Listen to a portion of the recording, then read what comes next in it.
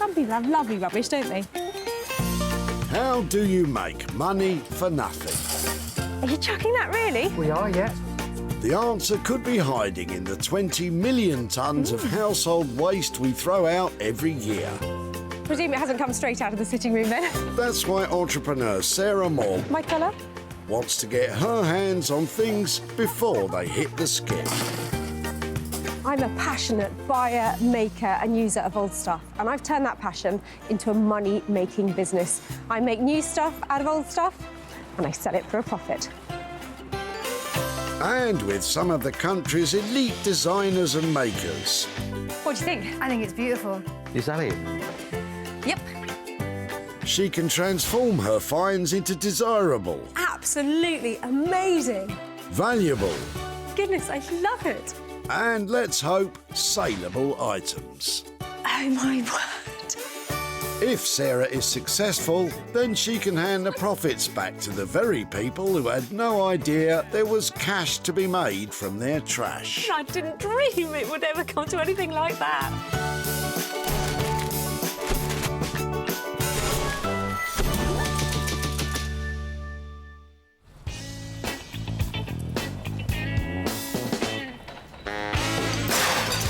Sarah's at the Whitley Recycling Center in Surrey, where hundreds of cars are passing through the gates and into her loving arms. The cars are rolling in and every single one could be packed with potential projects. I've just got to go and find them. Sarah acquired special permission to stick her nose into people's boots Rubbish. in order to sniff out 3 items that she can save and transform into profit. So far, though, there's not a lot of saving going on. Sometimes that lot are awfully sneaky. They try and put things into the tip without me seeing. Throwing rubbish into a rubbish tip? The nerve of these people. Hang about. If you're quick, Bryn's got something you can rescue. Ugh, on second thoughts. Morning. Good morning. Hi there. Is that yours? Yeah, well, throwing it out. I can see why. I presume it hasn't come straight out of the sitting room, then? No, it's been in the garage quite a while. So has it been in your family? My wife's family, unfortunately, her mother passed away last year, so we're clearing out her house. Oh, I'm sorry to hear that. Do you know anything about it? How old it is? Or... No, I haven't got a clue how old it is, but I know it's been in the garage probably for quite a few years. Well, Bryn, what you have there is a fine example of a Victorian gentleman's chair, New addition of some casters on the bottom. dating back to the turn of the 20th century. It defined an era when gentlemen felt that they needed their own chair to sit down in. Anything that comes into the recycling centre that's Yeah. solid, still in one piece and hasn't collapsed like a flat pack has definitely got some Yeah, potential. So if it could be refurbished or done something with, can I come and find you and show you what I've done with it? Yeah, that'd be really good, yeah. So I'm going to take this away and say thank you so much. Cheers. Sarah's got herself a 100-year-old chair, complete with 100-year-old dirt by the looks of it. Any idea what she's got in store for it, Bryn? I don't know, hopefully make it, look nice again. You can see the frame's all nice. I'm assuming she'll reupholster it, so really interested to see what it comes out as. Well, this poor old chair, it's out of fashion, out of love, and fresh out of the garage. And that is the only fresh about it. It's in a pretty tricky state, but it's got potential. It's just buried under all of this. And Sarah knows just a maker who will relish the challenge. Anthony Devine, upholstery megamind. Anthony has 2 decades of design experience and now passes that knowledge on to others at his School of Upholstery. Anthony's work is loud, exciting and experimental.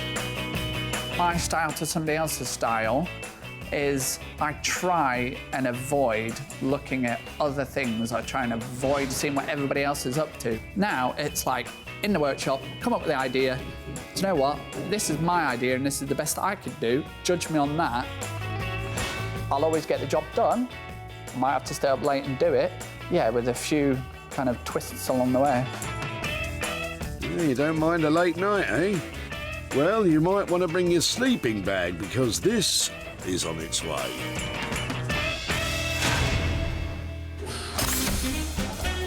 That's one less thing heading to landfill. Sarah's back at the boots to find 2 more. Anything in there? Nope. That one? Nope. Well, what about that big thing?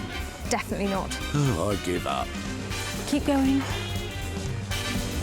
Well, if you don't like what Lorraine's pulling out of her car, I'm stopping for lunch. Hiya. Hello. Hello. Pair of nice chairs. These yours? They are indeed. Just had enough of them? They are rather old and a bit battered. They've got a really retro look to them. How old do you reckon they are? 1950, something like that? I would have thought so. They were my mother's. OK. Were there more than 2? Yes, I don't know if there were 4 or 6 because I was only little at the time. They had a table, but I'm still using the table at home. They have got a lovely retro look to them that people quite like at the moment. Oh, right. But not your cup of tea. No. So can I rescue them before you get them in the wood skip? Yes, you can. Well, thank you. You've made my day. Thank you so much. You're welcome.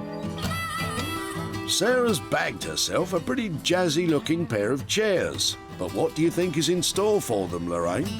I can't imagine them stripped bare, but they certainly need recovering and repadding. I would imagine that she'll make them look as lovely as possible and someone's going to get some use from them. Well, there was a time, and it really wasn't long ago, that a pair of chairs like this with a ply back and black legs, they really wouldn't have caught my eye. But you know something? I reckon they've got style. And where there's old-fashioned style like this, there's old-fashioned money to be made. Old-fashioned is right. So she'll have to call in some help. Emma Walker is a self-taught furniture restyler. With her best friend Badger by her side, she uses wallpaper and other materials to give forgotten furniture a fresh new look. I'm obsessed with design, and I'm obsessed with the right wallpaper going on the right piece in the right way. All my personalities are reflected in all my work. Whatever the mood takes, it's going to come out in the furniture. Yeah, loads of personalities, me. All right, Emma. Let's just hope you're still smiling when Sarah turns up with this pair.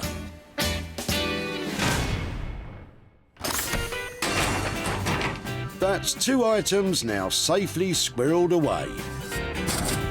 Sarah's desperately searching for one more which she can work on herself. No time for a rest round here. You snooze, you lose. Speak of the devil. It's quite a good one, that one. Most of them are. Oh, I don't really want to think about that, thank you. Perhaps Suzanne has something a bit nicer for you in her boot. Perhaps not. What's hiding under there? Maybe I don't want to know. Hi there. Hi. Have you got anything good you're throwing away? Just an old typewriter. Under there, is that a typewriter? Yep. Go on, let's have a look then. Do you want to have a look? It looks really old. It is. That's an amazing one. There you go. How long have you had that? Since I was a young teenager, I guess, when I first started to learn to type. And where did you get it from? Because it wasn't you then. No, it came from my great aunt, who was originally a secretary, and she passed it to me, and it's been in the family ever since. Where's it been? Have you had it in the house, or have you just had enough with it? Yeah, originally it was in my mum's house, and then it got moved to her shed, and she passed away in the last couple of years, so I'm busy sort of getting rid of stuff, and it's been in my garage sitting there for a while while I decided what I needed to do with it. Right. And I've now come to the stage where it's time for it to go, unfortunately. Well, anything like that that's been so beautifully designed must be able to be recycled. Yes, yeah, it'd make me feel better about it rather than just throwing it away. May I take it away? Yes, of course. Do you want the Excellent. cover with it? Oh, it's a good old-fashioned leather cover as well. Definitely. It's going to be heavy, isn't it? Yes, it is. Yeah, the weight's at the back. Oh, yes. Thanks ever so much. You're very welcome. Hold the front page. Sarah's got herself a sweet, lovely little This thing's vicious. vicious typewriter. What do you think will happen to it, Suzanne? In my mind, I always imagined perhaps it could be used as some kind of base for a table lamp or something like that. Oh, that's actually a good idea. Have you got anything better, Sarah? struggling to imagine it being anything other than the typewriter, but I think when we get down to it, there'll be something fabulous made out of this. You should talk to Suzanne. So at the end of a long day, Sarah has her items. Anthony will spruce up the Victorian chair. Emma will work her maker magic on the retro chairs, and Sarah will think of something to do with the typewriter, we hope. Well, that was close. It looked like nothing great was going to turn up, but actually, I found some absolute crackers. Manchester, once the industrial metropolis of the north, now a mecca of music, art and imagination. Sarah's brought along the old Victorian chair, although she's wheeling it about like the last trolley in the supermarket.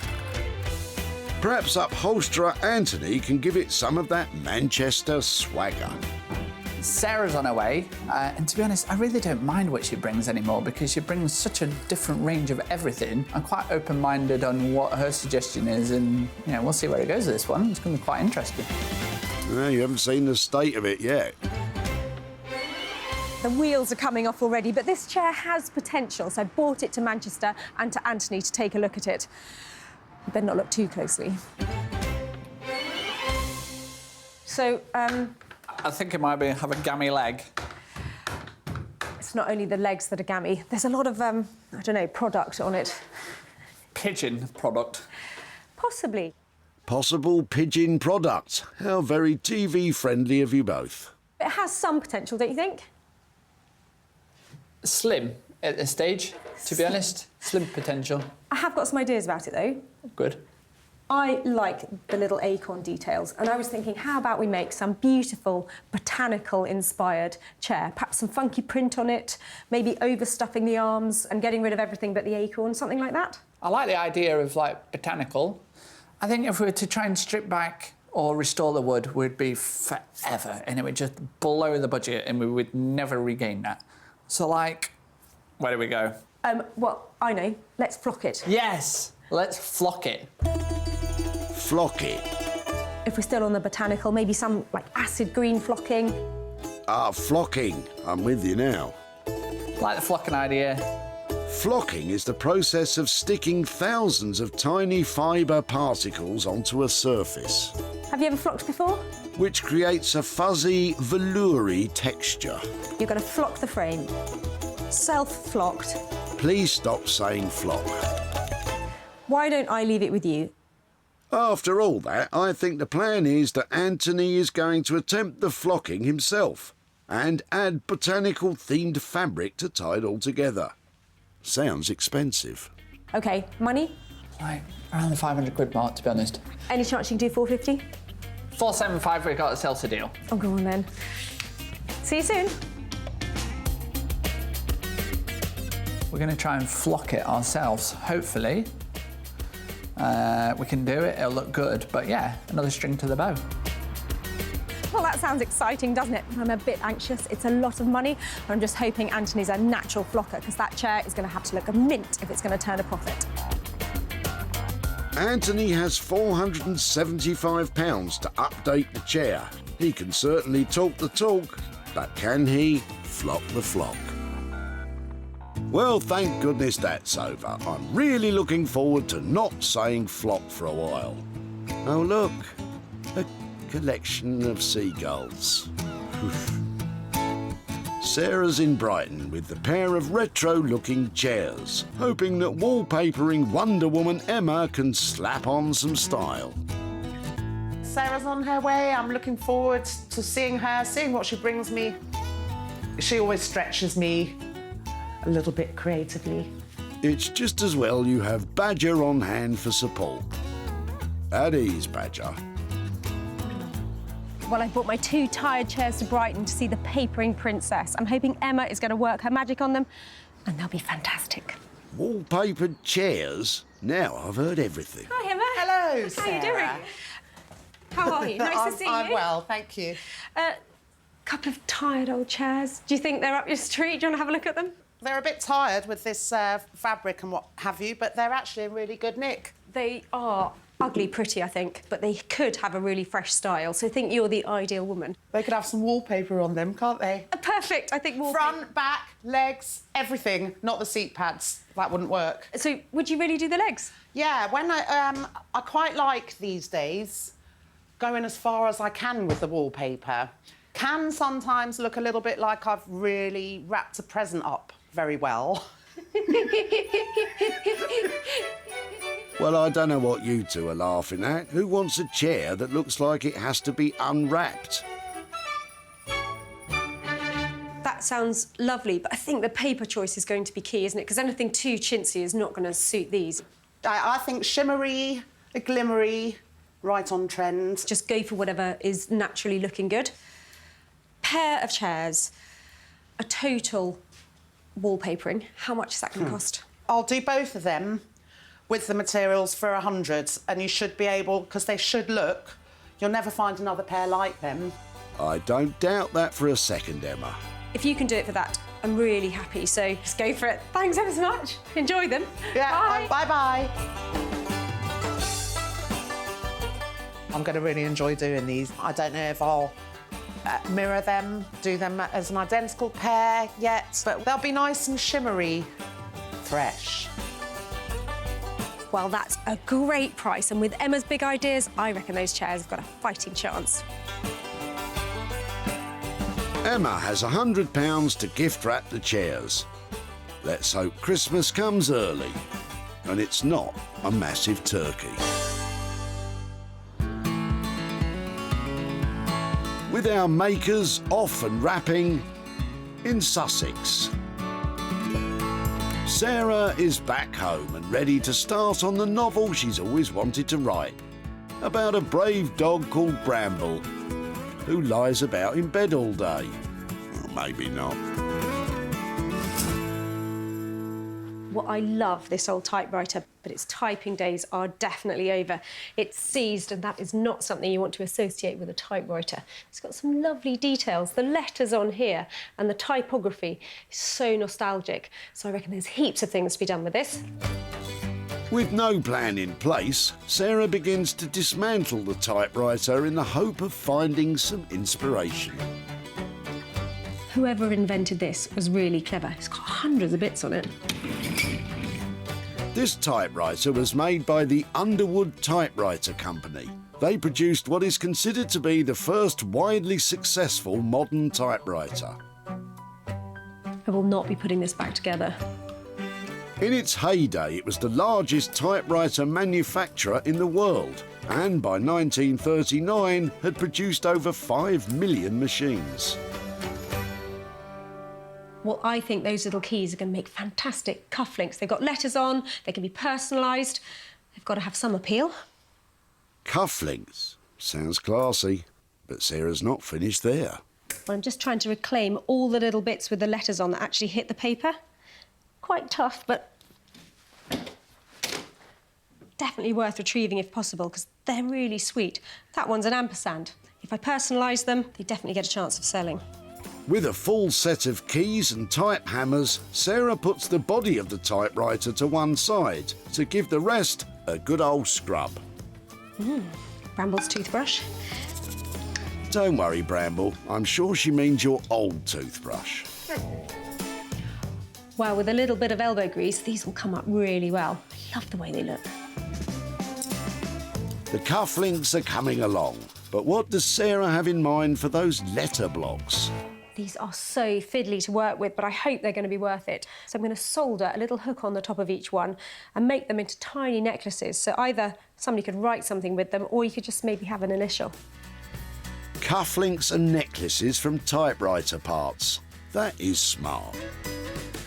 Soldering time. Not the best at it, but it's reasonably straightforward. Just have to remember that everything gets really hot. So I'm just going to attach a ring to the top. Soldering is the process of joining two metals together with a filler metal. In this case, Sarah is melting some solder wire to join the hooks to the blocks. Perfect. One down. 55 to go. Solder on then. So far, Sarah has spent £7.99 on parts to make her jewellery. But with lots of work still to do, costs could still go up.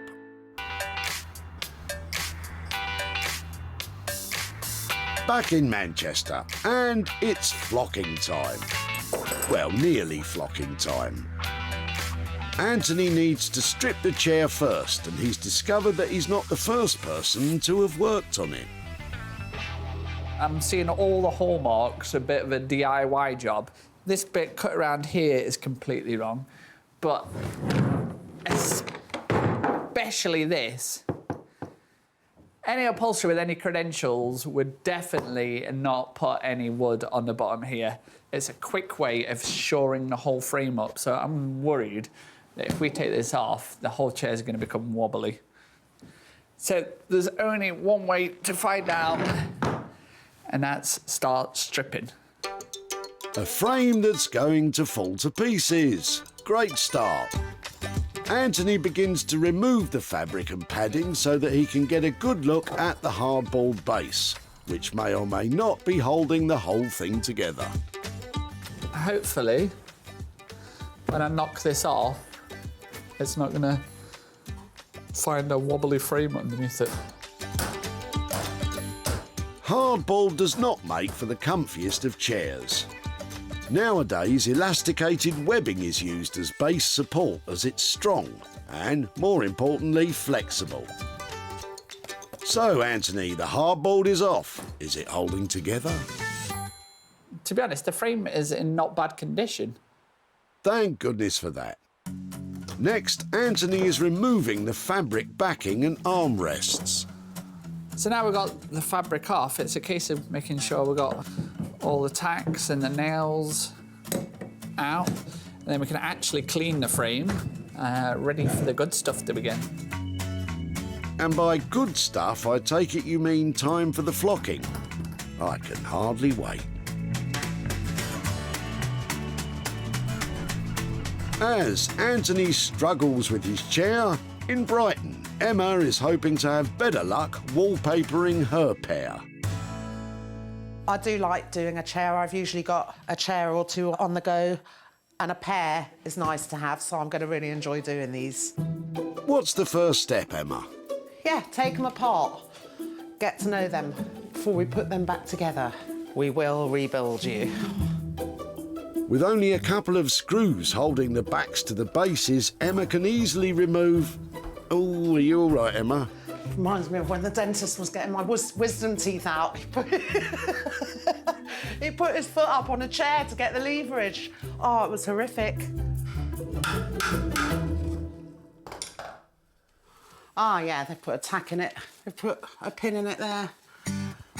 With the chair deconstructed, Emma is sanding down the frames. Usually I'll be out here in my bikini, and that's come rain or shine as well. Well, you've got to be comfortable while you work. Next, Emma applies filler to the chipped back so the wallpaper will have a smooth surface to paste onto. And talking of wallpaper... We're not going to use wallpaper.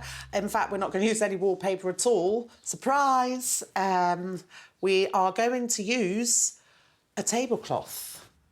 A tablecloth? Love this. Isn't it lovely? This is basically cotton with a coating on it that's wipeable. And I thought wallpapering was pretty out there.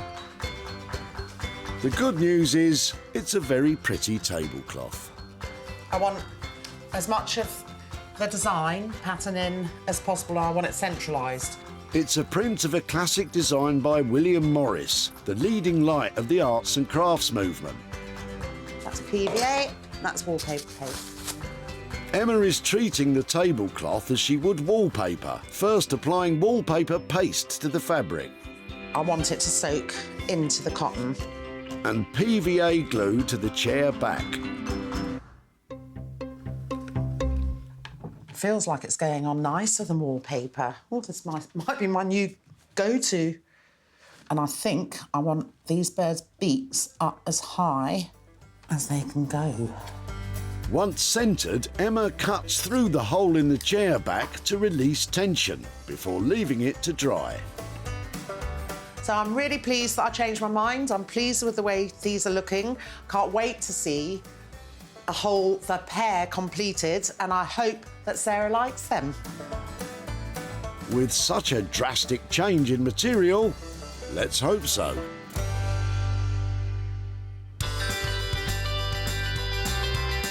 Back in Manchester, Anthony is well on his way with the Victorian chair. It must be time for the flocking now.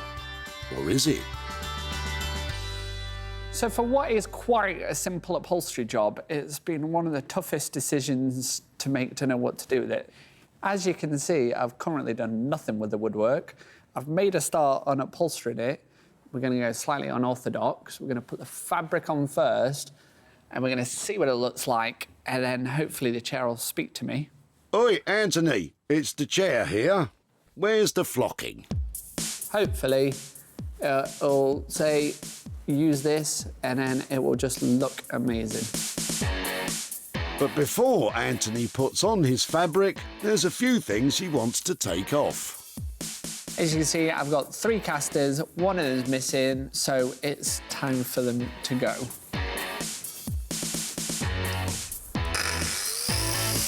Taking an angle grinder to 3 small casters may seem over the top, but it does produce pretty sparks. How is Sarah going to wheel it home now? I don't need that anymore. That's a lot easier. Now it's decision time. Anthony needs to get the fabric out and decide what to do with the frame. This is what I meant about getting the fabric in place before we started the wood, because now the mind starts rolling, going, should we pick up these colours? Should we do it with this colour? Should we use this colour down here? Now the energy is starting to rise, and yeah, fully inspired and ready to get cracking. That is some pretty funky fabric, but Sarah isn't going to be happy until the whole thing looks good. Flock, stock and barrel.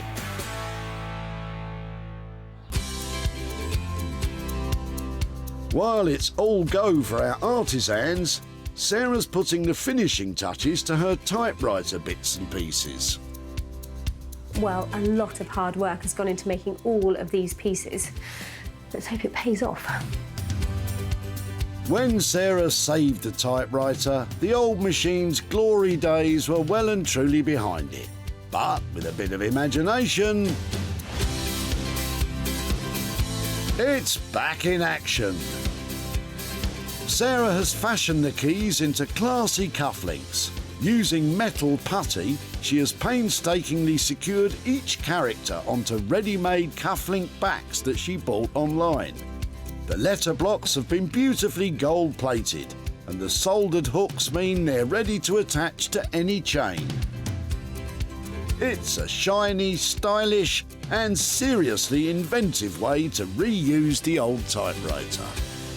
Well, after all that hard labour, the results are surprisingly delicate. These tiny little pendants with their lovely gold plating look really shiny. And all together, there's so much personalisation available here for gifting. I think I've created something that's delicate, that's saleable, and that's quite original. And to think these typewriter parts were almost put in the skip. Have you got anything good you're throwing away? Just an old typewriter.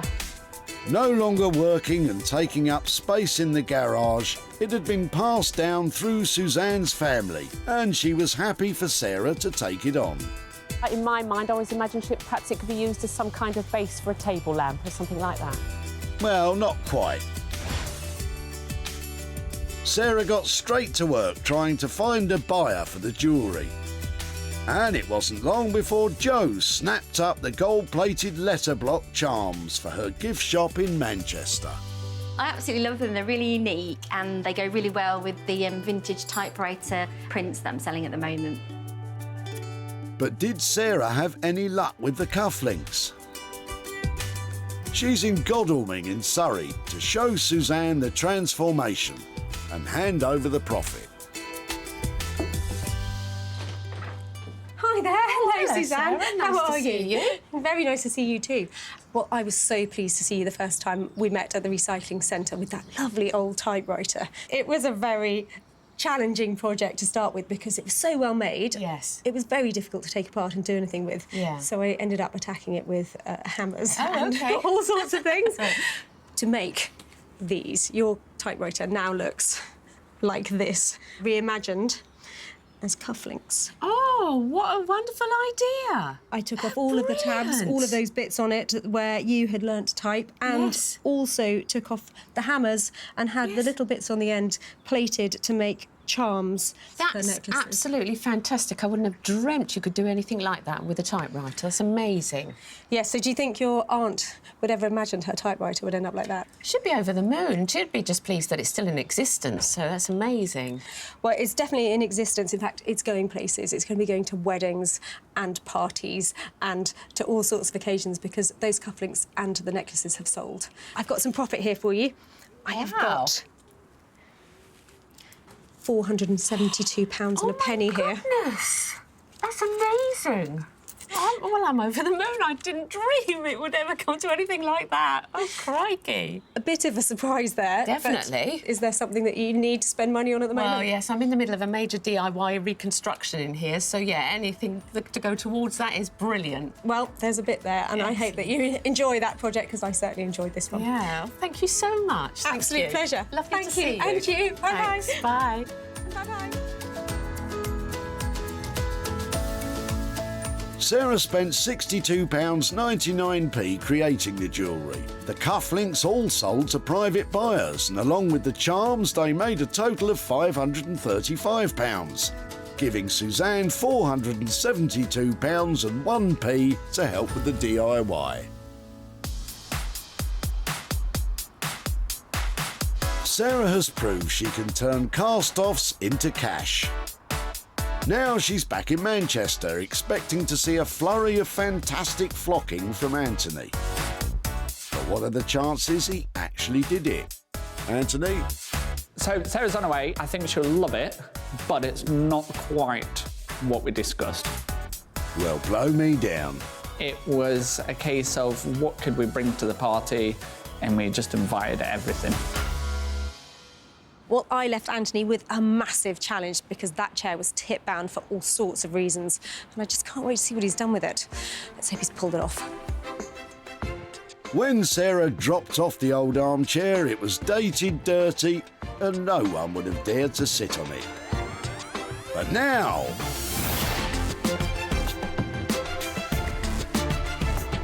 it is truly fit for a king. Anthony has created a radical and regal botanical throne, replacing the flocking idea with distressed gold leaf. The chair has been expertly upholstered with green fabric, which meets all UK fire safety standards. Whoever sits on that should feel like a king, a veritable VIP. But did Sarah have her heart set on the flocking? Anthony? Hello. Oh, my goodness me. That is... Are you well? Anthony, that is fantastic. What a transformation. Isn't it amazing? A little bit different to what we agreed, but... So, original plan was to have a go at flocking. How did you end up with this? Well, you brought the chair to the party. We invited a few other guests, but forgot to invite the flocking. OK. Then we thought gold leaf, and I was like, oh, could work, could work. But the first thing we found was the fabric. I seen this, and I was like, wow. Yeah, I completely agree with you. It's got all the right things going on. It's got botanical influences. It's got that nice Well, dark I side, remember hasn't having it? a chat about the botanical, so I wasn't too far off with what we agreed. I don't care what we agreed. Just a bit of a twist. Whatever you've done to this is the right thing to do. Was it a lot of work, though? Because I think budget on it was 475. Is that where it's ended up? We're still on budget, but it looks so much more. I agree with you. I'm blown away. It's one of my favourite things I've ever seen you make. I think it is beautiful. Absolutely stunning. Tick. Tick is right, Anthony, and give yourself a gold star for staying on budget. Roll on budget. Tick, tick, tick, tick, tick. Happy days. Well, the king is back. That chair is now an absolute throne. I can't imagine anything nicer having been done to it. That is a triumph.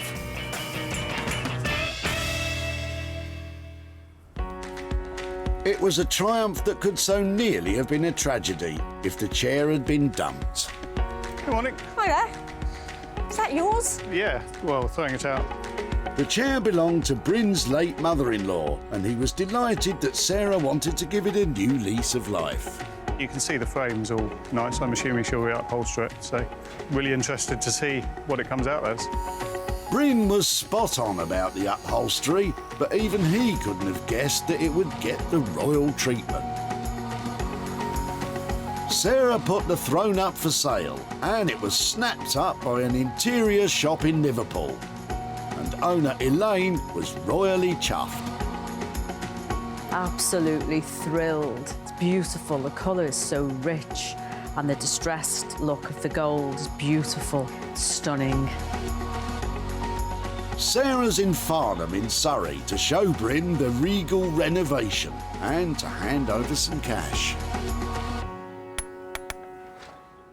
Hello. Hi, Bryn. Nice to see you again. Yeah, nice to see you. How are you doing?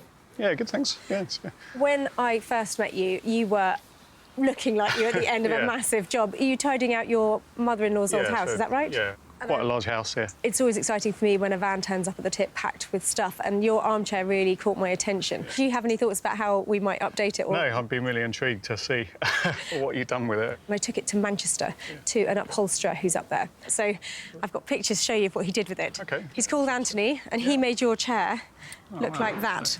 Wow, that's quite amazing. He took all the beautiful details that it has and gilded the wood and put a fantastic new modern fabric on it. It's quite different, isn't it? I sense maybe not particularly your cup of tea. Yeah, I don't know whether I'd necessarily have it in my house, but it's great, yeah. And it's actually sold to an interior designer in Liverpool. Oh, wow. And I have profit from the sale. I've got £150 Oh, wow. here for your chair. Pretty good. Well, thank you very much. That's an absolute pleasure. So, have you got any ideas what you might do with something like that? Yeah, so, as I said, it was my mother-in-law's. She's got a brother and sister, so we'd probably take all of them out for dinner or something like that.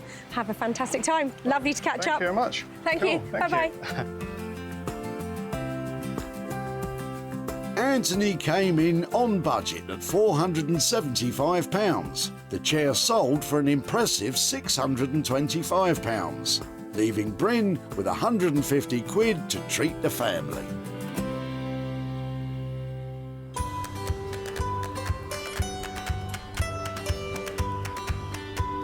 Sarah's back in Brighton to see how Emma has got on with the two ply-back chairs. I hope Sarah likes the chairs. I think they're quite good fun. Sarah will see red, but hopefully in a good way.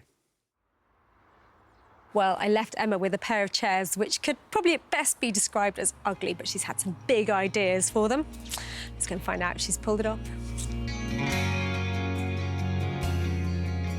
Before, the chairs were battered, chipped, and had lost their mojo.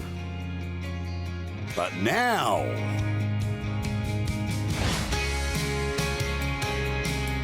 they have been transformed by a tablecloth and a lot of talent. The classic William Morris print now covers the backs, seats, and struts of the frame. And the chairs meet all UK fire safety standards. Emma has sanded the cloth at the edges so it blends seamlessly with the wood. Topped off with bold yellow legs, Sarah will certainly not be expecting this. Emma? Hello, Sarah. Hello. Emma! A pair of chairs. Emma, aren't they amazing? Do you think they're amazing? I'm so glad you think so. They're quite good fun, aren't they? They look really good. You've really pulled them together. I'm amazed that they look so sharp. I just changed the colour last night. You did? Yeah. You're a nightmare. I know. What was I thinking? And I've done a little bit of extra here and here. And then we've got a cheeky little bit at the back. Lovely. Inside there. So, well, I wouldn't usually mix mid-century modern with arts and crafts, but it's kind of worked. I think it's massively working. I'm really pleased with them. I think you have done a fantastic job on those. Can I talk about money? Yes.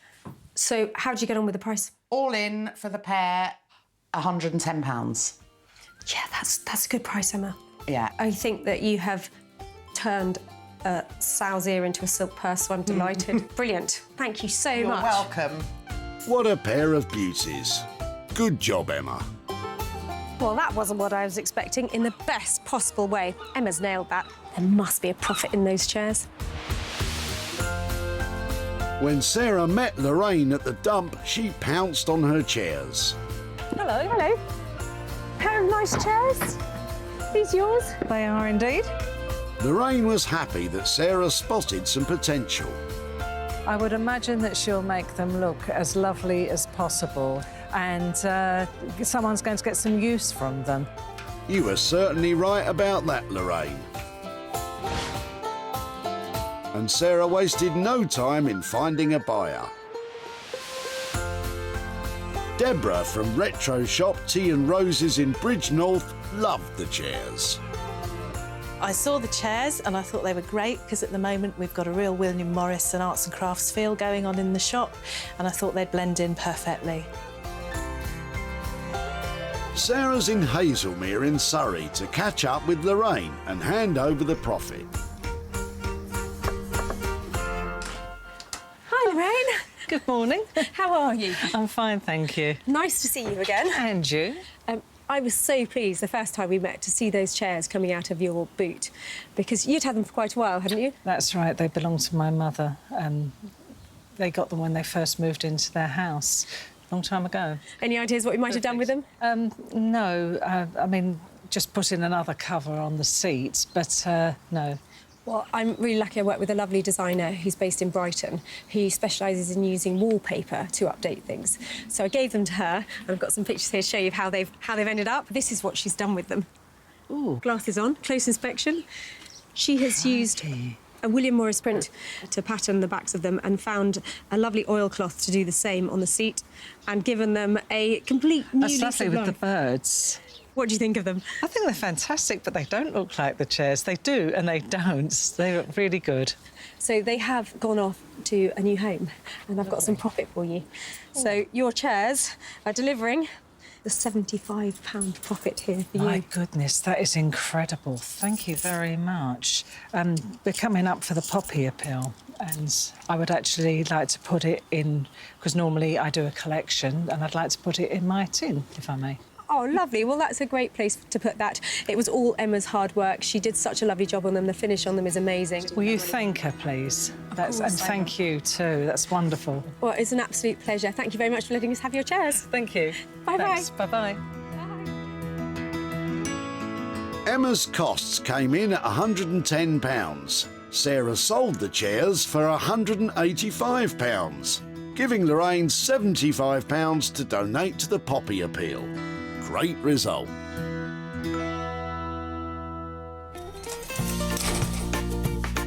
Sarah saved 3 items from being thrown in the skip. Instead of being lost forever, they've all been given a new lease of life and a chance to be treasured again. Well, I love nothing more than turning old into new and making a profit along the way. So that's 3 more items reimagined and off to new homes.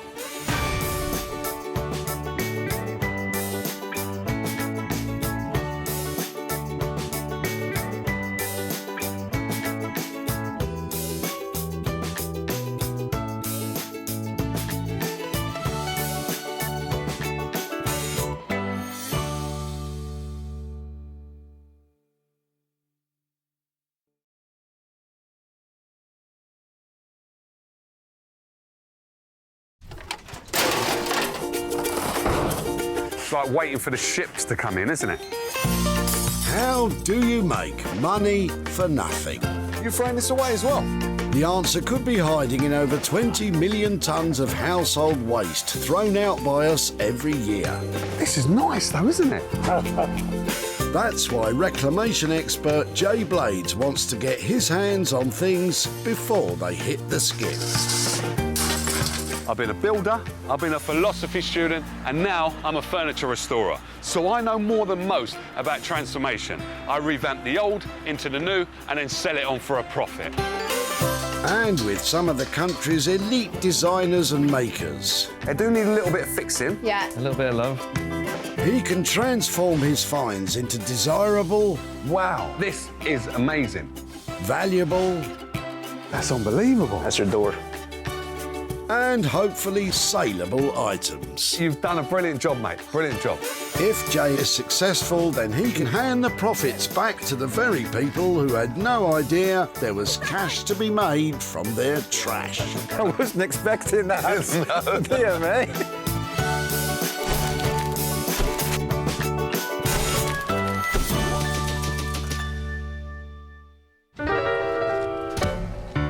Welcome to Whitley Recycling Center, a lively scene of hustling and bustling, where Jay is on a mission to turn your trash into hard cash.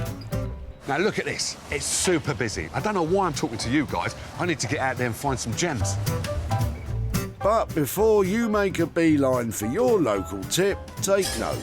Jay's been given special permission Or anything, any junk. to seek out 3 items that he can reclaim, revitalise and sell on for a profit.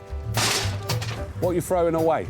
First to catch Jay's attention is David, with a piece of furniture on its last bobbing legs. That looks nice. Hello. Oh, let me give you a hand. Oh, cheers. Thanks. Thanks very much. How you doing? I'm Jay. Hi, Jay. How you doing? Yeah, good. So, obviously, you're throwing this away. Correct, yeah. And why? Mum's moving with us to Somerset, so we decided to get rid of all the stuff in the house. That's about 50 years old, so... So you remember this as a child, then? 50 years ago, I guess, yeah. Right. There's just only a certain amount of stuff we can keep, you see. So Mum doesn't mind you throwing it away? No, not at all, no. It's been stuck in the garage at the back for years, but good craftsmanship in those days, by the looks of it. No, it was. And look, it's still solid. Obviously, you've got that split in there and that split. But that's not a problem at all, actually. I do like it a lot. Would you mind if I was to take this? No, please help yourself. And I'll keep you posted on what I've done with it. Yeah, Is that'd that be all right? Yeah, that'd be great. Thank you. You're welcome. It's diamond. A jewel of a find indeed, Jay. So, David, any thoughts on what the future may hold for your mum's table? Bit of modern chic. What do they call it these days? Distressed chic or something? I don't know. I'm sure he'll do a good job. Well, thank you for your vote of confidence, but here's hoping it won't be too distressed. Now, it's not every day you come across an oak table. Now, this table is lovely. The features on it are to die for, but it's got a naughty crack right down the middle there, and also on one of the drop leaves. But I'm a great believer in bringing things back to life, and I think I know someone who can help me out on this one. And that's someone that Jay's invited to the table. Daniel Heath, the Renaissance man of rubbish. Daniel's passion is to take unused materials and make them sing. There's a point in the creative process where you kind of have this eureka moment. It's a painful process of trying to extract an idea and put it into some visual that works. I like to think that the limits are only temporary for what we can do, and I get really excited by new opportunities that I haven't really even thought of until they come along. Well, Daniel, if ever there was a table crying out for a new lease of life, it's this one.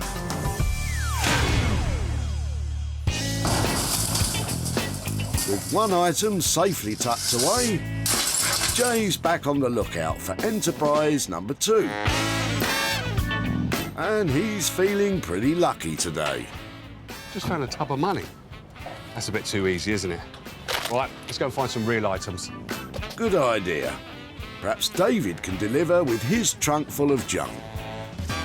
How we doing, mate? Yeah, not bad, not All bad. right. Yeah, So no, do you good. have the seats to go with them? I do, but these weigh an absolute ton. These are, they're soaked to the skin. Oh, Yeah. wow. Yeah. Where they been outside? Been in the garden for all summer, really. Well, let me have a look at those chairs. Yeah, have a look at that. Yeah, there's they used to be 4, but the other 2 broke. But these.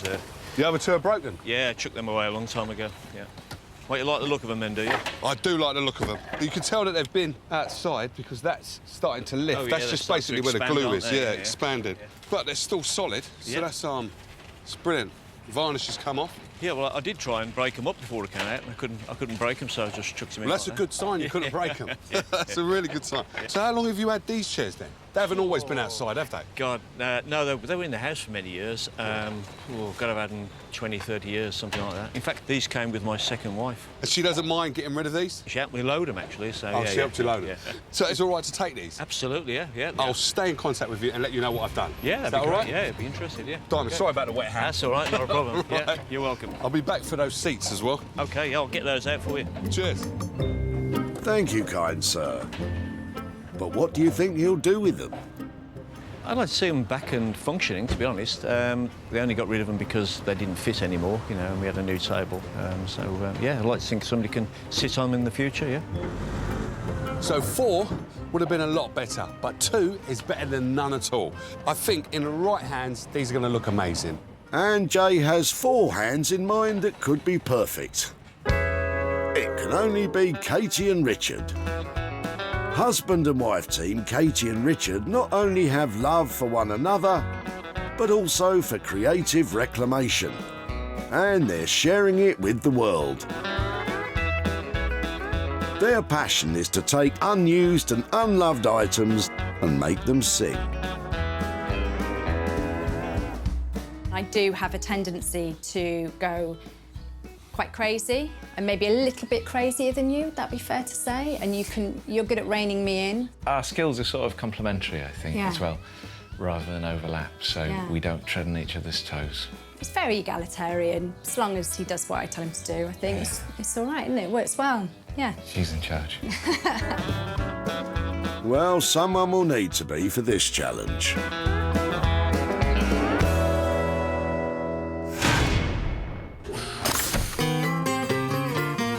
That's 2 items gathered, tagged and loaded onto the Money for Nothing wagon. Now it's time for Jay to chase down his own pound-making project. I did it all by myself. And he's making himself useful along the way. Good man, Jay. There we go. All right. One good deed deserves another. Could Lee's boot full of junk be music to Jay's ears? No way. How we doing, mate? Yeah, OK. Yeah. Don't tell me you're throwing these away. Yeah, I'm throwing these away. Why? It's been in the shed for too long now, so just going to get rid. These are nice, solid items, these are. Did you used to be a DJ or something? What? Yeah, about 9 years ago, and I just stopped. What's in this one? Are you throwing that away as Yeah, well? throwing that away. It's empty. It's just a flight case. Flight case? Yeah. So what used to be in there, then? Just turntables, a mixer, both sides. So this is redundant. Oh, blimey, they're heavy, aren't they? So what music did you used to play then? A bit of funky house, speed garage, a bit of everything, really. You must miss it, though, eh? I miss it, but it's having the time. Yeah. You grow up. You grow up, yeah. Work, get a job. And why are they so heavy? Is it because of the speaker that's inside I'll it? do edges, though. There's a massive magnet in there anyway, so... Oh, there's a magnet in there? All right. OK. So, if it's all right with you, can I take them, yeah? Yeah, it's fine. Sure? Look, it's going in there anyway, so, yeah. All right. Well, I'll probably be able to turn these into something, and then I'll stay in contact with you and let you know what I've done, yeah? Yeah, that's fine. Good on you, man. But you've got to give me a hand with these, because these are too heavy, man. Blimey.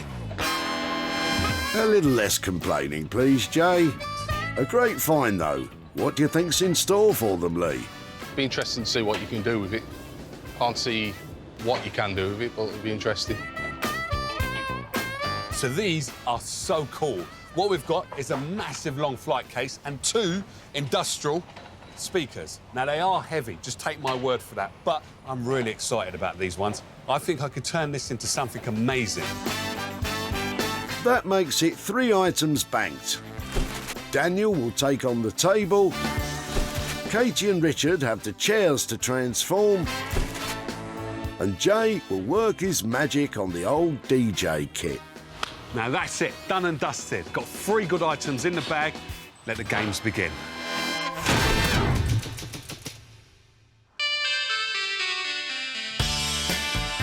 Stratford, East London. This area has seen extensive transformation in recent years. which makes it the perfect spot for Daniel's workshop. Hopefully he's going to like it, even though it's falling apart. But it's a heavy lump, so I need him to give me a hand. So there we are. So, it's all right, isn't it? It's all right. It will be. It will be, yeah. Let's get it in on the bench. Yeah, let's have a proper look at it inside.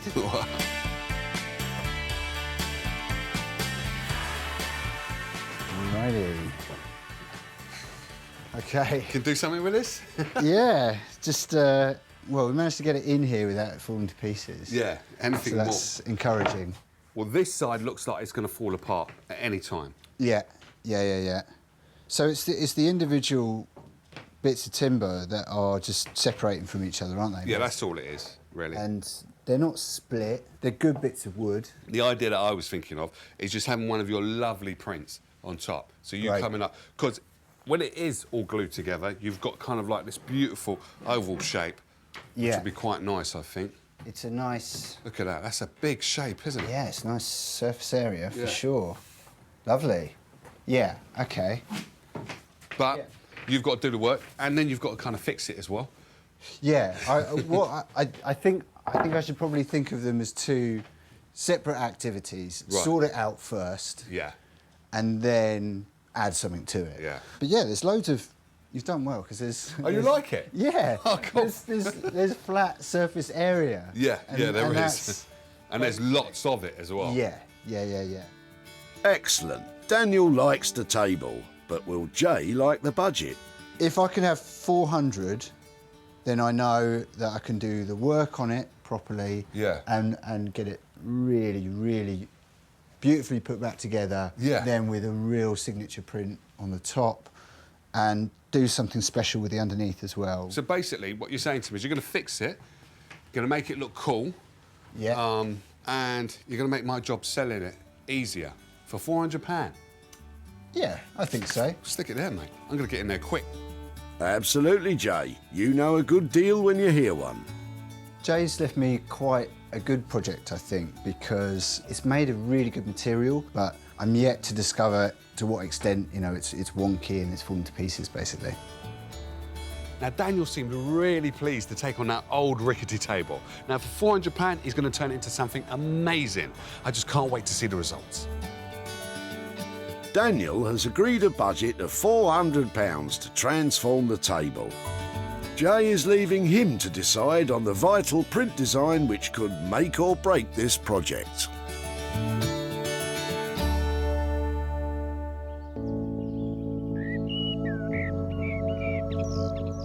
The charming county of Monmouthshire in South Wales. The ideal setting for husband and wife team Richard and Katie to lose themselves in the art of reclamation. I'd really like for him to just bring something that's just totally overlooked, really dilapidated and a bit sad and just needs a bit of love. Yeah, something that's a bit sad and lonely, lived a long life, but is now on its way down, and we can give it a lift, rejuvenate it. Forget about the chairs. I'll be right over. I'm in sunny old South Wales, and I've come to see Katie and Richard. And I've brought them along these lovely teak chairs. Now, they need a bit of fixing. I'm sure they can handle that. Let's go and see them. How are we doing, guys? You all right? How are you doing? Hi. Oh. Wow, look at these. Got something for you. Okay. Excellent. Do you want to grab Exciting. Cool. Oh. Let's have a look. Nice. How you doing? All right. Hi, Jay. How you doing? I'm very good, actually. Good. That one goes up there. How you All doing, right, sir? mate. Yeah, very well. Good to see you. Interesting. They are interesting. Yeah. And I thought they'd be right up your street, to tell you the truth. They do need a little bit of fixing. Yeah. A little bit of love. Yeah, just a little bit. Well, cosmetically, they look a bit tired. They are a bit tired. But they're still a form of a chair, which is a good start, isn't it? Yeah, lots of potential there, I think. Lots of potential. Some lovely shape as well. I like this. This is really interesting detail. So what I was thinking, that you guys could just cover these over and, spruce them up a bit. But obviously, I'm here, so it's your ideas, really. Strip them back first, Yeah. I think. Sand them down. Right. See what's going on underneath. Yeah. And then... And what do you think? reseated, I think. Obviously, new fabric, but it might be nice to really get them a little bit more padded as well, make them super comfy. And this might be beech, I think. It looks like a... No, I think this is teak. Oh, is it I think we've got teak? teak here. Yeah. Oh, Which is nice. Really nice. Yeah. So, it brings me down to budget. How much are we talking? What do you think? Well, I think we can probably do the pair for 150. Cool. Yeah? 150. So that's fixing them, making them structurally sound, as you said, Richard. Yeah. And then new padding on the top, Yeah. fabric, and obviously all these scratches and all that. It's going to look a bit better than it is now. Absolutely, yeah. We'll sand them down and put a little bit of treatment and on the wood. And a little bit of paint here and there to pick out the colours of whatever material we use. That's what I like to wear. Are we talking your language? You like a bit of colour? I love a bit of colour. Not a lot, I love colour. Yeah. So 150, we got a deal. OK, lovely. All right. Nice Thank one. you. Thank you. Cheers. All right, enjoy. Cheers. Have fun. Thank you. See you later. Bye. Deal done. Happy, guys? We asked for something that was a bit sad and in need Yeah. of repair, and that's what we've got. But I'm really chuffed. You chuffed? Me too. There's a lot we can do with them. Be nice to get stuck in. Well then, we won't hold you back any longer. I'm well chuffed that I brought those 2 chairs down to Katie and Richard. Now, they mentioned a bit of colour, and you know that's right up my street. I just can't wait to see what they do with them. Katie and Richard's transformation budget is £150. It sounds like they've got what they wanted, but perhaps they should be careful what they wish for.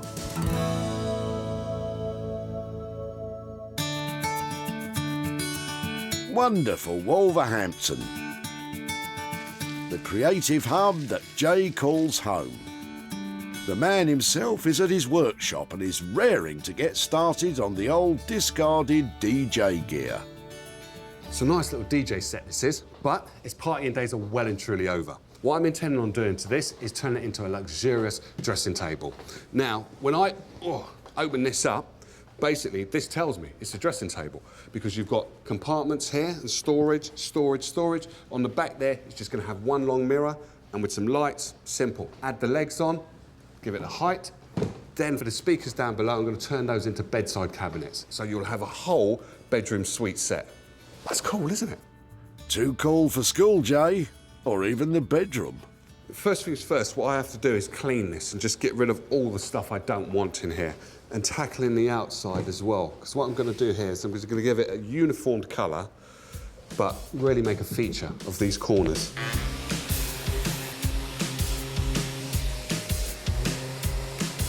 That's the exterior prepared. What's next? So what I'm going to do now is start to rip out some of this foam and basically give me a chance to actually get in there and get all this dust and sand it a bit better.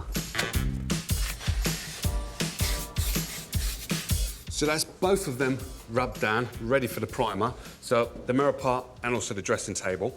But before I do all of that, I'm going to measure out for a lid base. And what I mean is this kind of bit of lid, and it's going to cover up all of the stuff that you've got inside it. So you don't really want it to be on display, you know, all your messy stuff. Have a hole in there, put your finger in, lift up the lid, and there you go. Measure twice and cut once. So just measuring up again, make sure I've got it perfect. Good man. We like a bit of perfection around here. So I've got a number of these that I want to cut, and what I brought out is the big boy saw to just save on the arms. And speaking of which, a gentle reminder to save other parts of the body by wearing a dust mask and eye protection.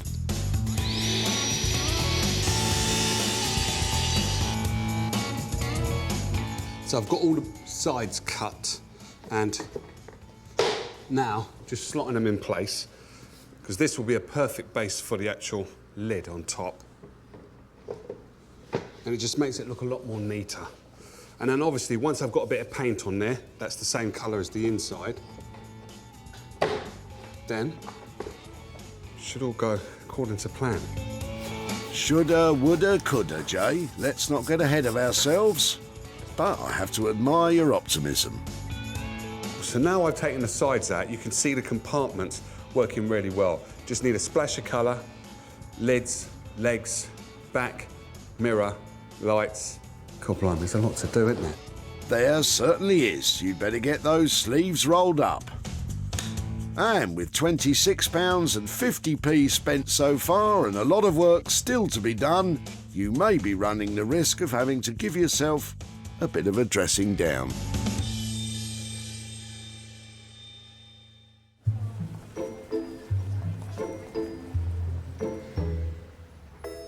Over in East London, Daniel is about to get cracking on the oak table. What's the plan? I just basically need to fix it, shore it up, and then I can start to do some really interesting things with it as well. First things first, the tabletop needs to come off so it can be repaired. So what I'm going to do now is get the middle pieces together and mark out where I'm going to drill and put the dowels in. I'm going to use a wooden dowel. Wooden dowel pins are used to reinforce joints and support shelves. But first of all, I've got to mark where I'm actually going to put the dowels in.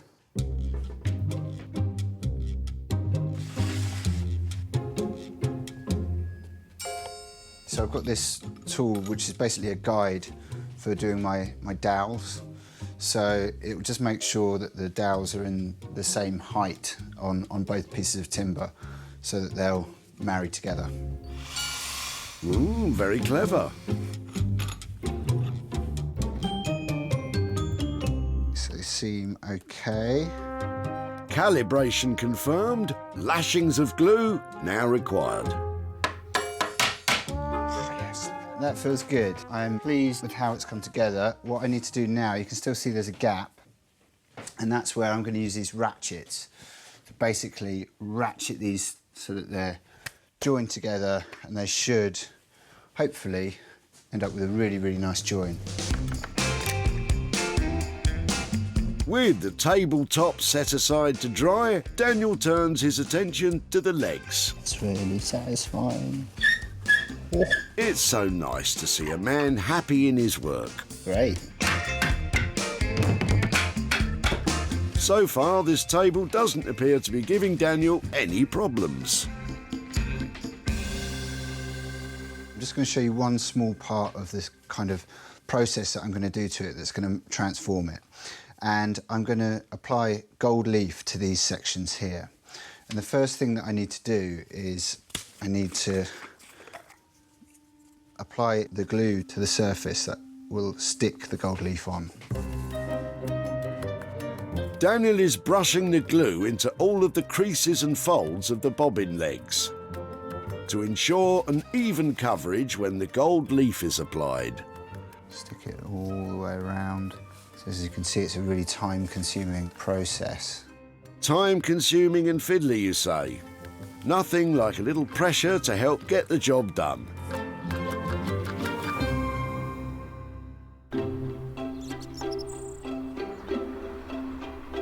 In South Wales, Richard and Katie have pulled up a couple of chairs. Right then. What's on the agenda for today, guys? The first job, as ever, is to sand them down. As you can see, they're looking a bit weary, so we want to strip the wood right back and then we can oil it and make them look really beautiful again. I'm going to take a look at the seats. They're not too bad pad-wise, but I think we need to replace all the upholstery because it may be that they're damp and a little bit old, a bit smelly. So I will take all this apart, probably use the original board and then reupholster them and choose some nice fabric. And also we need to pick some paint colour if we use colour that works with the fabric. So we need a bit of time to choose carefully, I think. Yeah, bring them back to life. Sounds good. But it's quite a to-do list. Best get started. Yeah, it's going. That'll do for now, and I think it's going to shake a little bit once you sand it. And please, folks, like Richard, make sure you always wear a protective mask when sanding. It'll put a smile on Katie's face. Yeah, I think Jay might be right. He thought it was teak under here. Yeah, it's looking like teak, isn't it? It's not dark. It's not pale enough to be beach. No. It's lovely. Yeah. Grain's really nice. So let's have a go at a leg. Confirmation of teak is good news. Teak furniture is amongst the most expensive. And why? It's sought after for its elegance and its durability. rather like myself. We're probably going to put a bit of paint on these chairs, just to pick out a few details. So I'm going to have a play with some colours just to get an idea of what we're going to use. With progress made on the chair frames, now is a good time to step inside a world of fabric. So this is my magic fabric basket. So I'm just going to have a little look and see if we can find anything that might work for the chairs. So we're going to need something that's fairly hard wearing, aren't we? That's a good weight. That's good. Oh yeah, that's nice with the pink. You know what's quite nice about this? It's got a bit of humour to it. The You know, idea if you're of gonna... sitting on a cactus. Yeah. Look at the colours in that. That's amazing. I love that fabric. It seems the guys are having far too much fun. Time for Minnie to jump in and help move things along. This one? What do you think? Say, if you like it. No. Well, Minnie wasn't much help, but the perfect fabric is in there somewhere. Time for Katie to focus on the seat pads.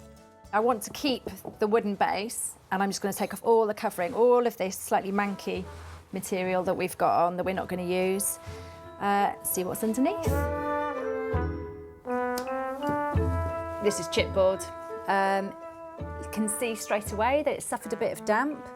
Might be salvageable, might sand it up a bit and just see if the damp's penetrated it. We might have to replace the wooden base as well. After a good start, it seems the chair is giving up some unwanted secrets. Perhaps converting these chairs on a small budget won't be so easy after all.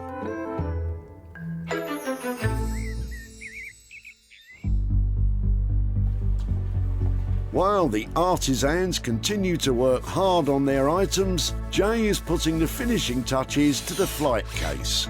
This is looking beautiful. When Jay rescued the DJ case from the skip, its party days were well and truly over.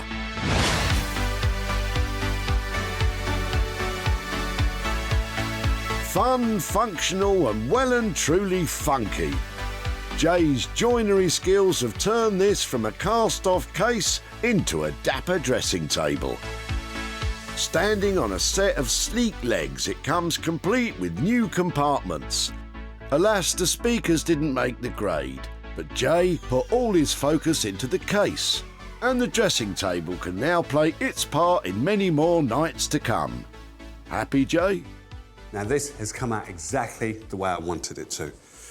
I had a few troubles along the way, but that's to be expected. I've never done a dressing table like this before, but I've got all the elements here. I've got a mirror, I've got compartments where you can store all your bits and bobs, and I've even got holes in the back for the hair dryers and all other bits. So, it's only one other bit. Let's put this down like that. The piece de la resistance, check this out. Goes like that. Bosh. Now that is cool. Very cool, Jay. Good work. When Jay met him at the tip, Lee was clearing out the remnants of his old DJ career. Did you used to be a DJ or something? Yeah, about 9 years ago, and I just stopped. You must miss it though, eh? I miss it, but it's having the time. Yeah. You grow up. You grow up, yeah. Work, get a job. Lee may have played his last record, but Jay tapped into the beat of his imagination and the rhythm of his vision. And the result? A bold and unique dressing table.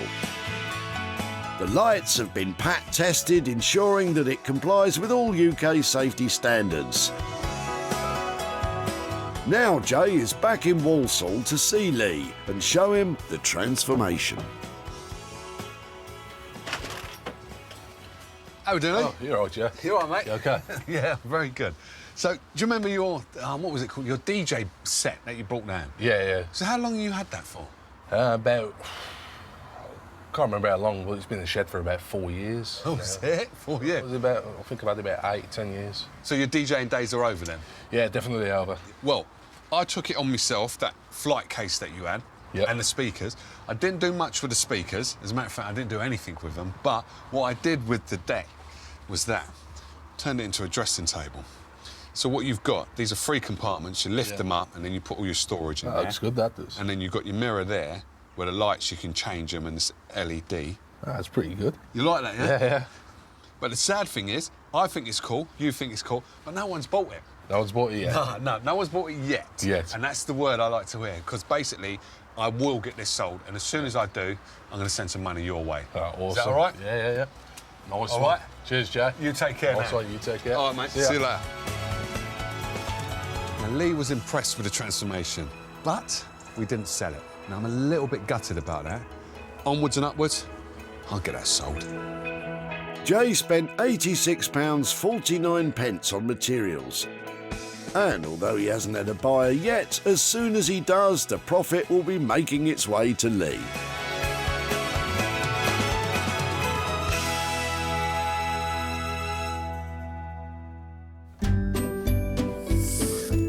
In East London, Daniel is giving the table a final polish in preparation for Jay's arrival.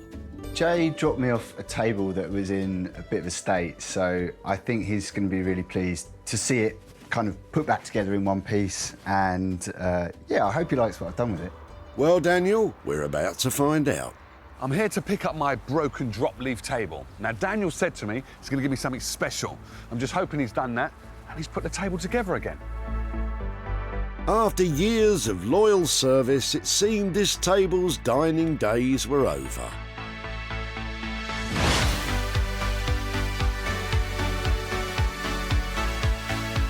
But now, it looks good enough to eat your dinner off.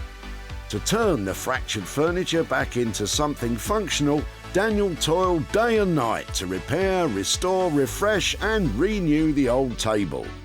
His show-stopping design was printed directly onto the reconstructed top, creating a real centrepiece. The imitation gold leaf on the beautiful bobbin legs enhances the classy feel of this luxurious table. It's all back in one piece, but what will Jay make of it? Hey, Jay. Come on, man. Keep doing this to me. How are you? Yeah, I'm good, I'm pleased with it. What do you think? You've got to stop. You keep on lifting these levels up of your work, and you've got to give some of us a chance to catch up, mate. This is beautiful. The legs are making a statement, but the top is something else. So Yeah. there's lots of different things going on in this piece. There's a lot, but what you've done is you've created a table which just looks light, and it's got so much movement to it. Like, I think it is beautiful. It's like a table in flight. Yeah, you've made a heavy table, looks super light, and the legs, come on. You know I love a bit of bling, and that is just... Well, I just thought, you know, these sorts of tables are quite commonplace, Yeah. and I thought, well, why not do something with it that's really fun, Yeah. lifts it up, makes it into something completely different from the rest of them. So, yeah, gold leaf. Gold leaf. It's quality. Jay's happy, but did all this quality add to the budget? Actually, it was fine because I haven't really done anything other than put it back together and paint it and give it a new look. No, what no, don't say you haven't done anything. Look what you've done to that. That's a work of art, mate. You've done a bit more than just putting it together. Yeah? Yeah. That's gorgeous. But I didn't have to buy any new timber or anything like that, you know. The raw ingredients were there. Yeah. It just needed putting all back together and smartening up. Modest as always, Daniel, but Jay is absolutely thrilled with the result. Daniel has opened up the true potential of that table. I couldn't be happier. The oak table belonged to David, who was optimistic for its future. Bit of modern chic? What do they call it these days? Distress chic or something? I don't know. I'm sure he'll do a good job. Distressing? No. Stunning? Oh, yes. You said it, Daniel. And it didn't take long for a private buyer on Daniel's social media to agree.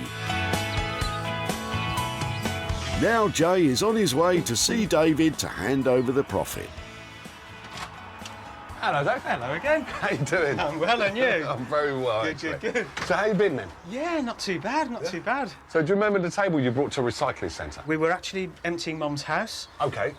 Because she's moving down here with us to Somerset. Yeah. And my dad was a real hoarder. We lost him a couple of years ago, and we couldn't keep everything. Right. So you guys were there and took it away for us. Right. Well, it was a good solid bit of timber and a beautiful table, even though it was broken. And took it down to London, East London, to a guy called Daniel Heath. And he worked his magic on it. And do you want to have a butcher's? What he done? Yeah, absolutely. All right, look at that. Wow. Oh, my word, that is amazing. So all of that, what's on there, is his own design, and he's printed it on. That is amazing. And I thought my dad had really bad taste in furniture. No, he's got good taste, because that table was beautiful English oak. Was it really? Solid. That's incredible. That is absolutely amazing. Wow. Well, I'll tell you what, someone else thought it was incredible and amazing. OK. So much so that it's been sold, and I have for you £325. Oh, my God. Wow. That is incredible.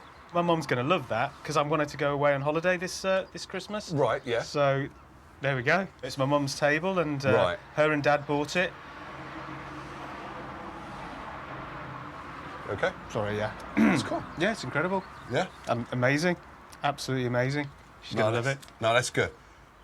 And as I said, your old man, he had brilliant taste because the table was good, yeah, and it looks good, and so much someone's bought it. So incredible. It's going to keep it full circle. Thank you so much. Right? That's just amazing. No, thank you. Wow. And Brilliant. tell Mum I said hello. I will. All right? Thank you so much. You take care now. Take care then. Thanks. Bye. Bye.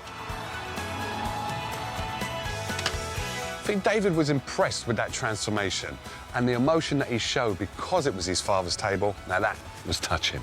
And the money's going to his mum so she can have a nice break. Brilliant.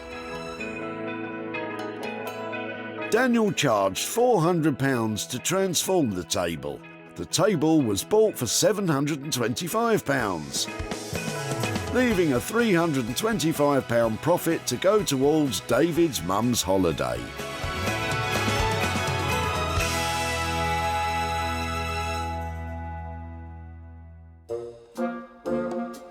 In South Wales, Katie and Richard are giving the two dining chairs a final polish in preparation for Jay's arrival. There's something a little bit unusual about them. They're quite fairy tale-like, and I don't know whether Jay goes in for fairy tales, but we do. Well, guys, we're about to find out. I'm in South Wales to see Katie and Richard, and I want to know how they got on with those wet dining chairs. Hopefully, they've dried them out and done them up a treat. Damp, damaged and about to be dumped. That was until Jay delivered them to Katie and Richard.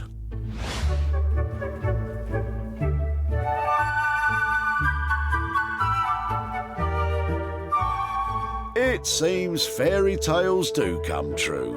Unrecognisable from their previous life, Katie and Richard started right at the beginning to refit, refurbish and rejuvenate this pair of tired chairs. They've brought the best out of the teak, have completely replaced those damp seats, which meet all UK fire safety standards. Katie and Richard hope the new look will give the chairs the happy ever after they deserve. But what will the boss think? How are we doing, guys? Are you still working on them? No, not these. Oh. Now that's nice, isn't it? Thank you. Yeah, you like them? Yeah, I do like them. Excellent. Pink and brown. Pink and brown. Yeah, it's unusual, isn't it? I've never used pink and brown together, and I thought I'd done all of the colours. And you've got one up on me, actually. Yeah. So why did you choose this fabric? Wow, because originally we thought that the wood was going to stand up Light. more golden. Yeah. You know, not light, but golden. And we thought, oh, a nice green or a blue or tone. And then as soon as we got this, we thought, no, it's not going to work. Right. I found this fabric and it had this teak colour in it, Okay. almost, you know, and I thought, hey, will we do something really moody and unusual? Yeah. Try and And it colour also match had this. the pink, so it suggested this little flash of pink Yeah. across the top. And it's Together, tonally, it all seems to work really well. You got- know, so they've got a rich, kind of luxurious feel to it. like sort of 70s luxe feel. You've done it. Well done. A cracking result. But has all that work added to the budget? And budget-wise, I left you with £150 for the pair. Yeah. Yeah, Spot we're good. on. Well, spot on. Yeah. Spot on. Yeah. Yeah. Well done. I love it. I love it. Jay's been won over by the luxurious 70s look. Happy, guys? I like that he was surprised as well. Yeah. You know, it's nice to keep people on their toes, keep them guessing, and an unusual colour combination is a risk, Yeah. but I think it paid off. Yeah. Took me a little while to get my head around that colour combination, but now I love it. Those chairs are pretty and pink. Time to get selling. The dining chairs belong to David, who would have been more than happy with a little spruce up. I'd like to see them back and functioning, to be honest. I'd like to think somebody can sit on them in the future, yeah. And thanks to Katie and Richard, one can not only sit on them, but gaze at their beauty.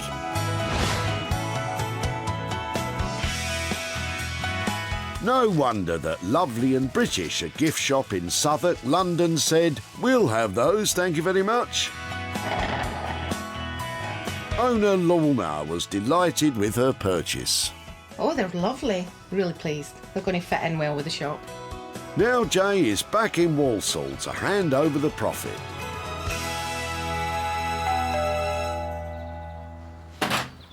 Oh, yeah. How are we doing? You all I'm right? good, I'm good, yeah. Good to see you. Good to see you. Likewise. Yeah, yeah. So do you remember those two chairs, or the wet chairs that you brought down Oh, to yeah, the recycling they were centre? very damp, weren't they? I took them to a couple down in South Wales, and what they turned your chairs into is...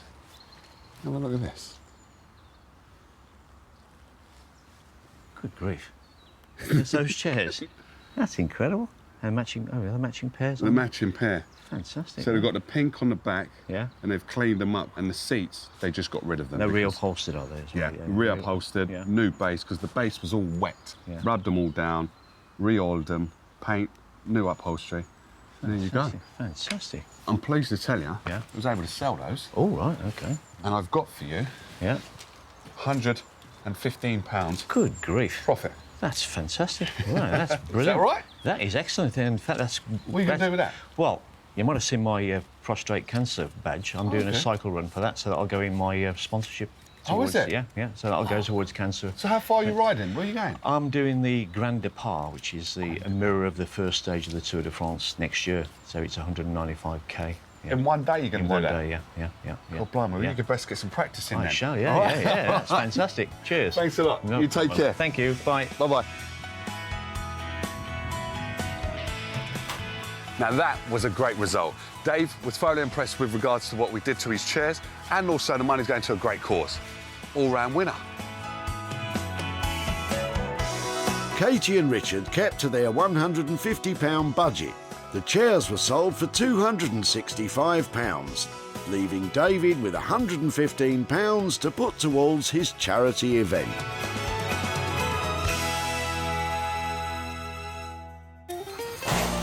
Jay salvaged 3 items from the tip. Daniel wowed us with the oak table. Katie and Richard worked wonders on the dining chairs. And Jay produced some magic with the DJ kit. What a mix of tip finds. It just goes to show that with a bit of imagination and a lot of hard work, even the most tired items can be transformed.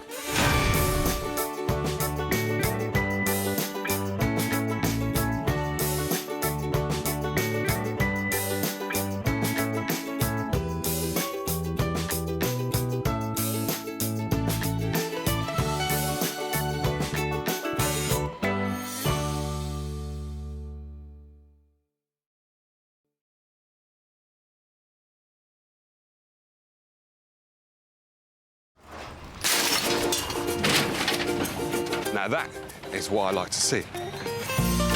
How do you make money for nothing? What's the story behind this? The answer could be hiding in over 20 million tonnes of household waste thrown out by us every year. And I'd like to have that one as well. Yeah, sure, if you want. That's why reclamation expert Jay Blades wants to get his hands on things before they hit the skip. I've been a builder, I've been a philosophy student, and now I'm a furniture restorer. So I know more than most about transformation. I revamp the old into the new and then sell it on for a profit. And with some of the country's elite designers and makers. I know it might not look like much. So it's in a bit of a state. He can transform his finds into desirable... I can't get over it. Valuable... I weren't expecting that. And hopefully saleable items. Kev, you've done it again, sir. If Jay is successful, then he can hand the profits back to the very people who had no idea there was cash to be made from their trash. Thank you so much.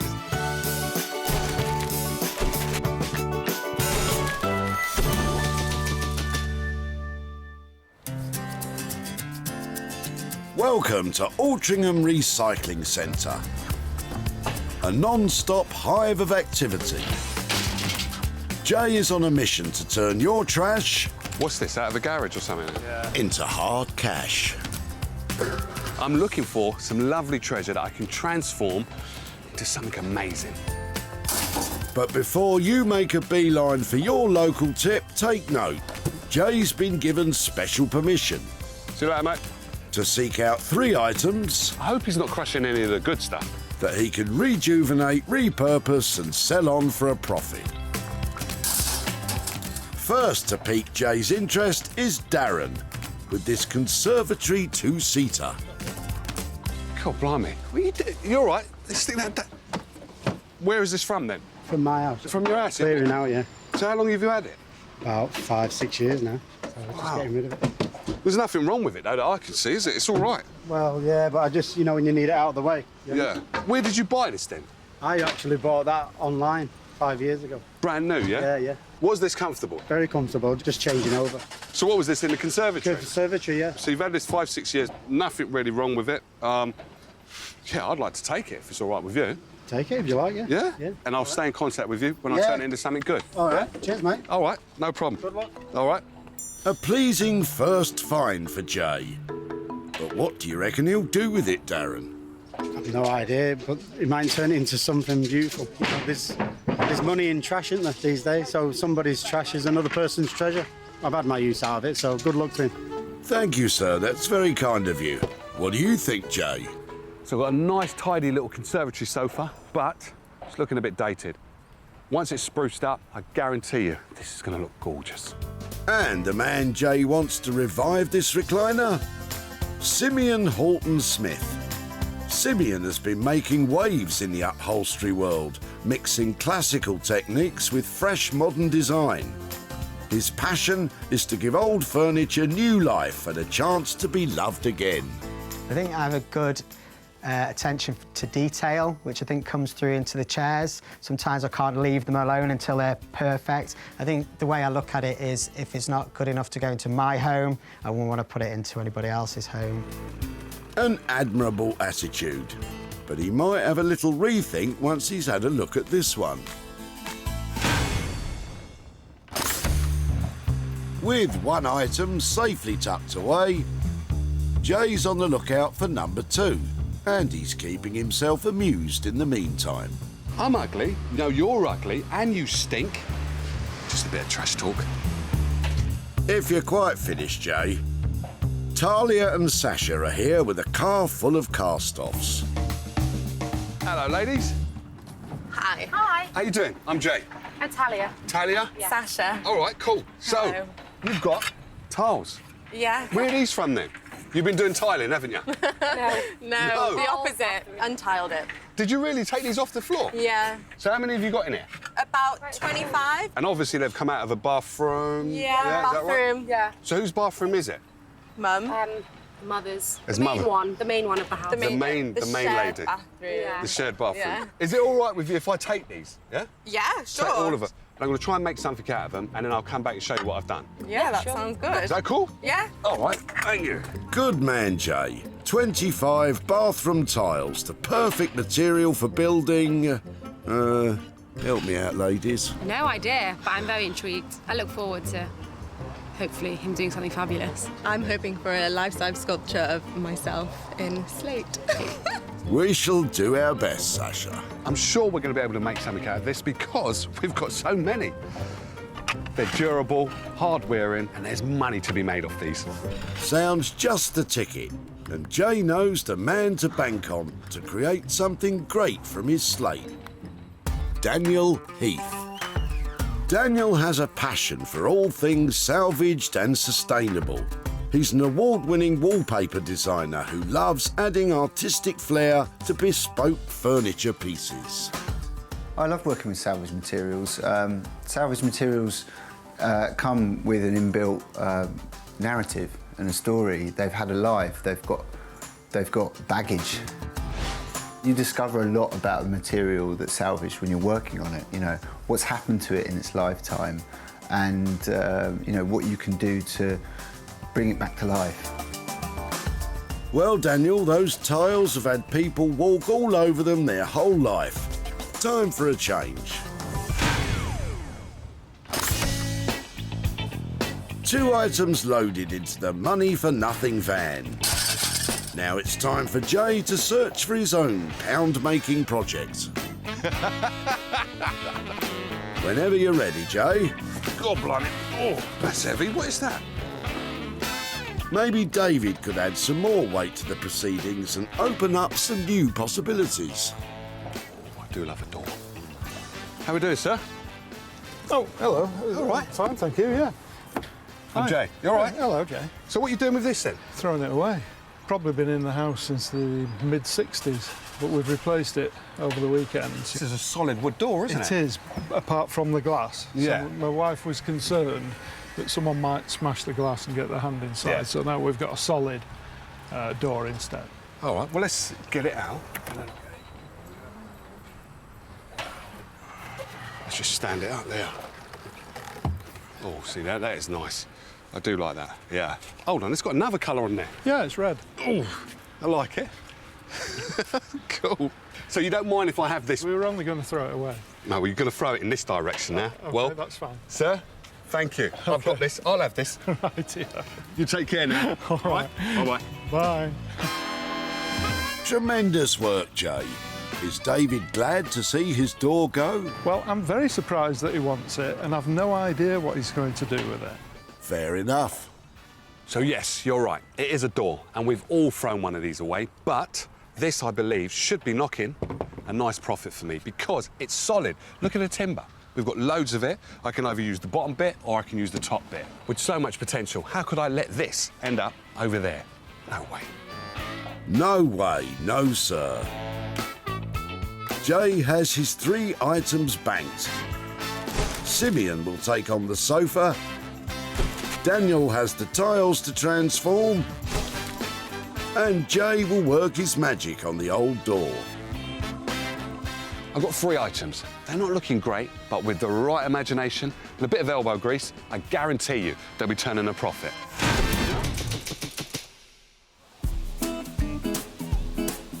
In the beautiful northern city of Manchester resides upholsterer extraordinaire Simeon. Jay always turns up with something that kind of tests the skills. I'm not sure whether he does that on purpose or it's just the way it's always going to be, but we'll soon find out with what turns up today, I guess. Now, this is not his normal cup of tea. He likes mid-century modern furniture. So, hopefully, he should be able to turn this into something cool, contemporary, but also sellable. If anybody can, I believe he's the guy. Hey, man. How are we doing, Simon? Nice to see you again. Likewise. What have you got? I've got something for you. Have a butcher's at this. So here it is. Interesting. Yeah? Interesting find. Is that interesting in a good way or a bad way? Yeah, I'm on. It's nice, isn't it? It is nice. It's not your normal bag, though, is it? No. Huh? It's one of your mystery ones for me. It's one of my mystery finds. It's one of those ones where I thought, you know what? Let's have it. It looks like there's nothing really wrong with it. Yeah. Structurally, it looks all right, but I haven't had a full inspection. But can you do something with it? Absolutely. I'm quite excited about this one, Jay. I'm really shocked that you're excited about this. I didn't think you would be. Well, I am because in a lot of magazines at the moment, bamboo is in style a lot. When I saw this, I was like, OK, we can do something cool with this. What I was thinking is basically to paint it all and reupholster it in some lovely, vibrant fabric and just bring it into the 21st century. But I see you're scratching your chin, so you've got an idea. What have We're you got? on the right page. Oh, am I? Absolutely the right page. OK, cool. That's exactly what I wanted to do. I think we can make it cool, especially as we've both got the same ideas. Yeah. I think, yeah, we paint the frame, give it a good clean up. Right.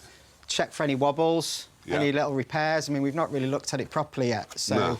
No. But yeah, totally. Hold on a minute.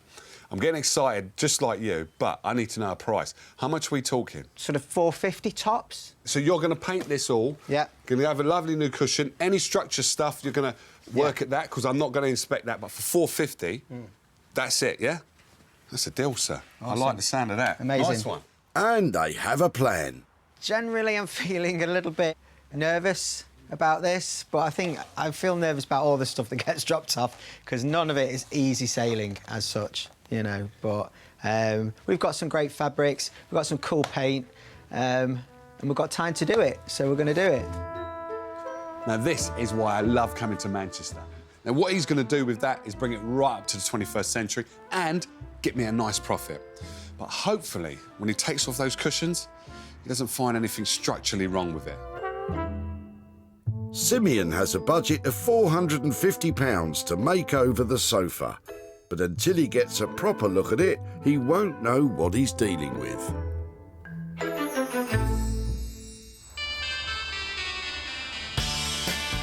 Stratford, East London. This area has been awash with change in recent years. Our Daniel loves a good transformation, so it's the perfect place for his workshop.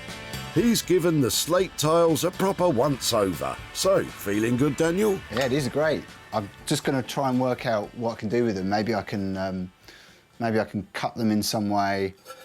I'll have to see what I can machine them with, because I don't yet really know what they're made of, but I'll have to see if I can engrave onto them, or whether they'll take any effects on the surface, or, you know, if I can cut them with a machine or something.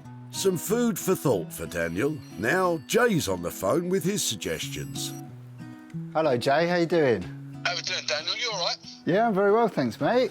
I'm stood in my studio with a stack of tiles in front of me.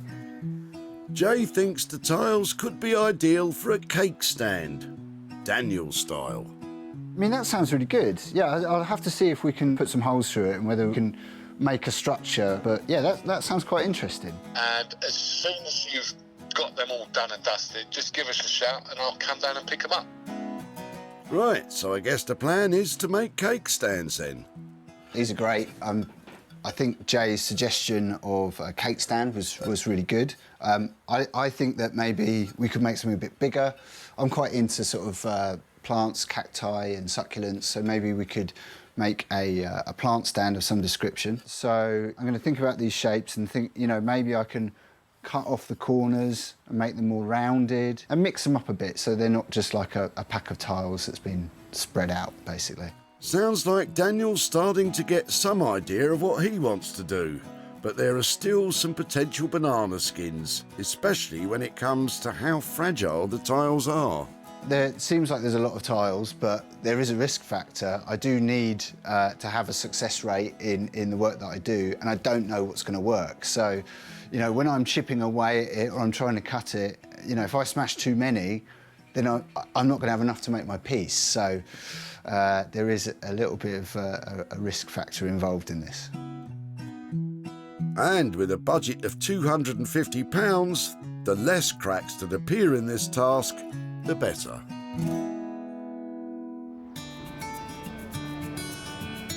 Wonderful Wolverhampton. Once at the heart of the Industrial Revolution, it's a city built on hard work and creativity. No wonder Jay calls it home. Time to apply those traits to David's door. I know what you're thinking. What am I going to do with these hooks? Well, I'm going to create a hallway coat stand. So, sticking the hooks along there is what I'm intending to do, because you know when you're at home and you put your coats on the banister, it's a bit messy and it's not good. And on top of that, I've got this lovely bit of glass, so when you're coming out, you can make sure, check that you look all right. And also a lovely place to put your keys. I'm going to make a nice shelf along there. But the piece de la resistance is this. Now, these are stiletto heels. Now, basically, I'm going to use these as hooks down the side as well. All right, apron on, time to get working. First job is to sand this. I want this to be a really fresh and light colour.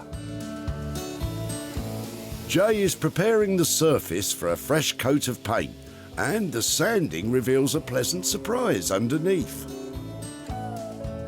Now that is looking fabulous. Now basically what paint does is it protects, and it's protected this timber, which is gorgeous to start with, and it's just kept it as fresh as the day it was born. So I think if I was to paint over that, I'll get arrested by the wood police, so I'm not going to do that. I'm going to probably give it a nice oiling, maybe even just a polish. The wood police? Whatever next? The coat hanger constabulary? The bench detectives, perhaps? The stiletto cops? It's a nice surprise to reveal such quality wood. Time for Jay to turn his attention to the mirrors, which he's had cut to size. I'm using glass adhesive, or this one is mirror adhesive actually, and it will just stick the mirror on the back to this glass panel, and then I can position them in place once I've done them all. That looks quite cool. It's such a simple transformation of sticking a mirror on top of a glass, but what that does is like, wow, it just lifts it. Jay's making great progress and is feeling inspired. I've come up with another idea, but this one is a brilliant idea because I'm going to put a stool on the bottom of this door, and it's going to be something like that, where you can sit down, take your shoes off, take your coat off and hang it up, and I just don't know why I didn't figure that before. Don't be too hard on yourself, Jay. It looks like it's all coming together nicely.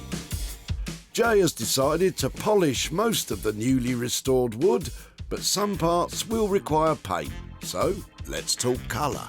I'm using a Kingfisher blue, which is a very vibrant colour. If you know a Kingfisher, you know it has that pop, that colour that's just like, wow.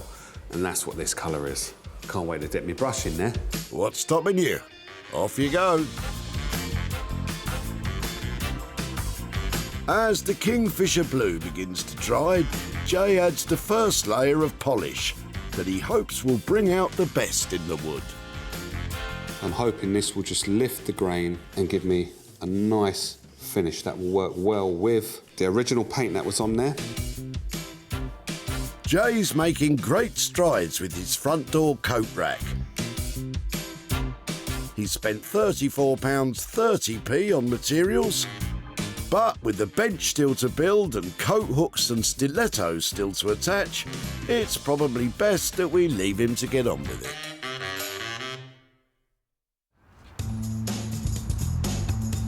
Majestic Manchester, an exciting, vibrant and innovative city which once ruled the roost in textile manufacturing, earning itself the title of Warehouse City.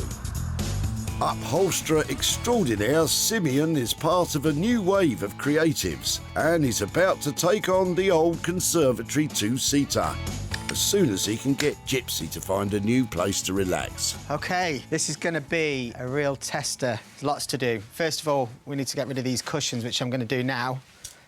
Just have a look at the frame, because these have all been kind of tied on.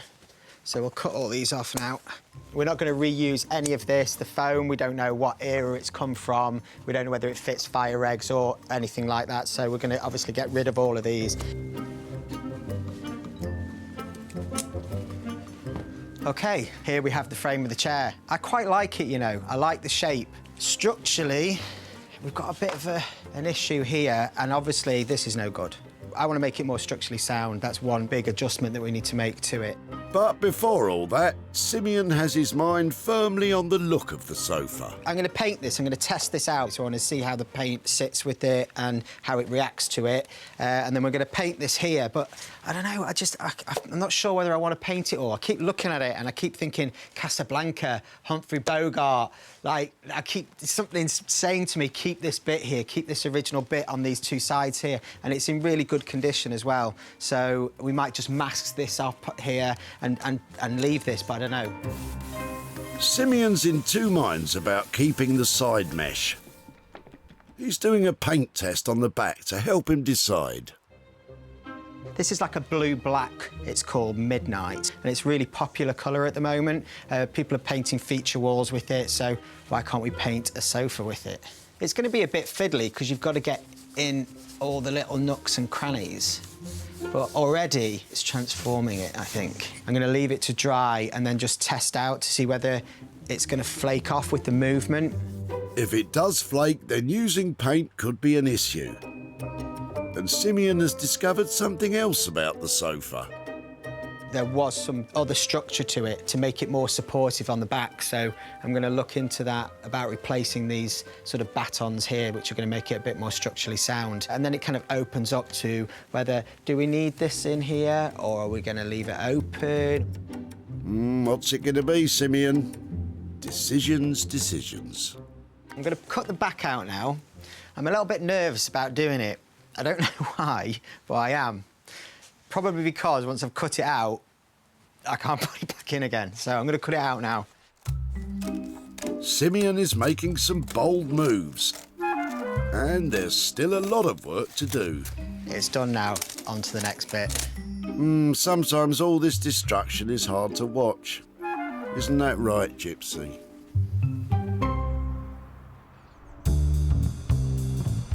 Over in East London, Daniel is about to get cracking on his tile stand. Jay suggested putting cakes on it, but Daniel thinks that a plant stand is the way forward. So, paper prepared, pencil in hand, imagination at the ready, time to get scribbling. I'm just trying to design various components that I potentially might be able to cut out from the tiles that I've been given.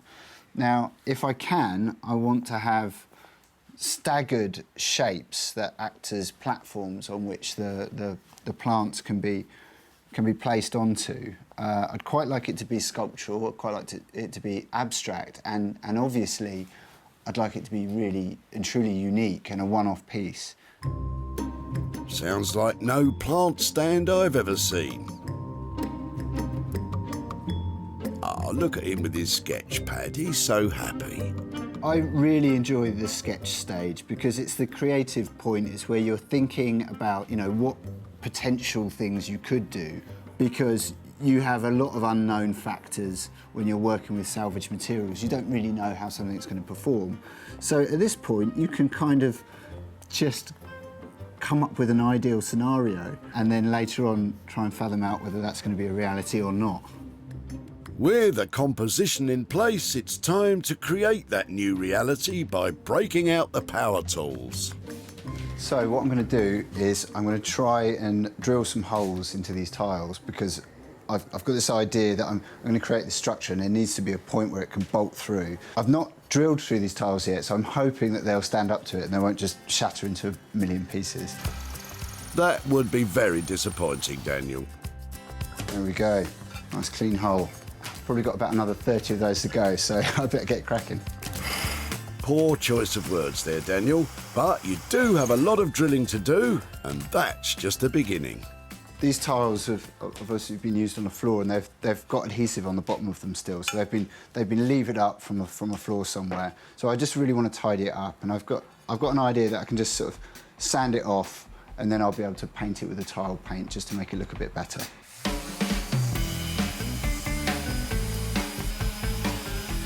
Okay, so what I've got is the tile it's got the holes in it, it's sanded.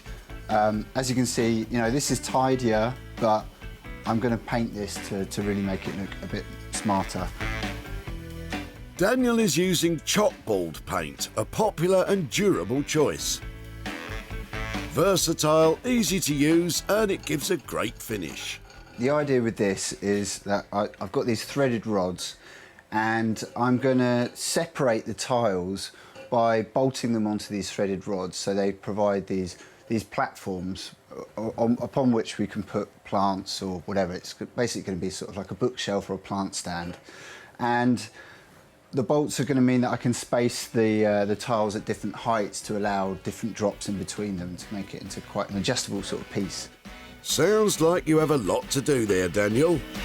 Best leave you to it. While the artisans continue to work hard on their items, Jay is putting the finishing touches to his door coat rack. I think that's come together quite well. When the old door was rescued from the skip, there was no telling what kind of future Jay had planned for it.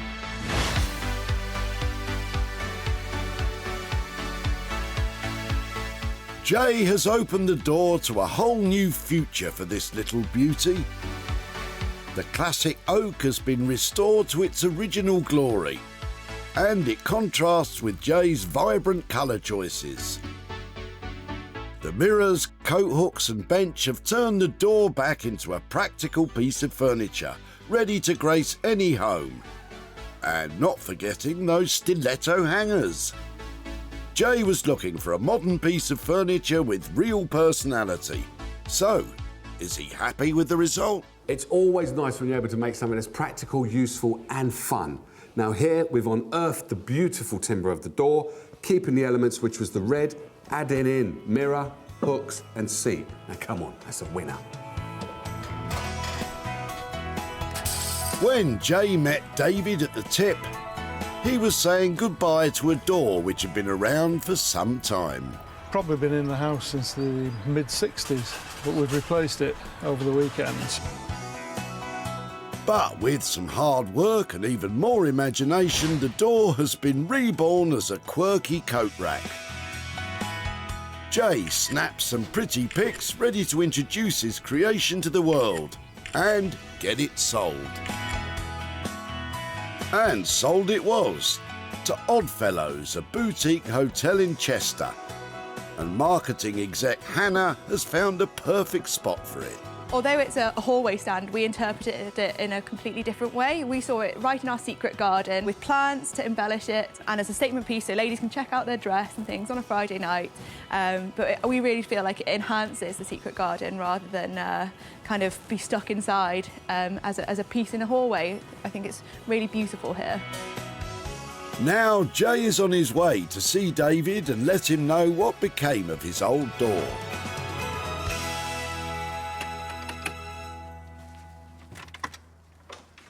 Hello. Oh, hello. How are we doing? I'm fine, thanks. How are you? I'm very good, actually. Jolly Very good. So do you remember the door that you brought down? I see you've got a new door now. Yes, well, that's why I took the old one off, yeah. That's a nice job you've done on there. Oh, thank you. A nice paint job. Thank you. You did that, didn't you? I did do that. All right, back to the matter at hand. Okay. The door that you brought down, how long did you have that for?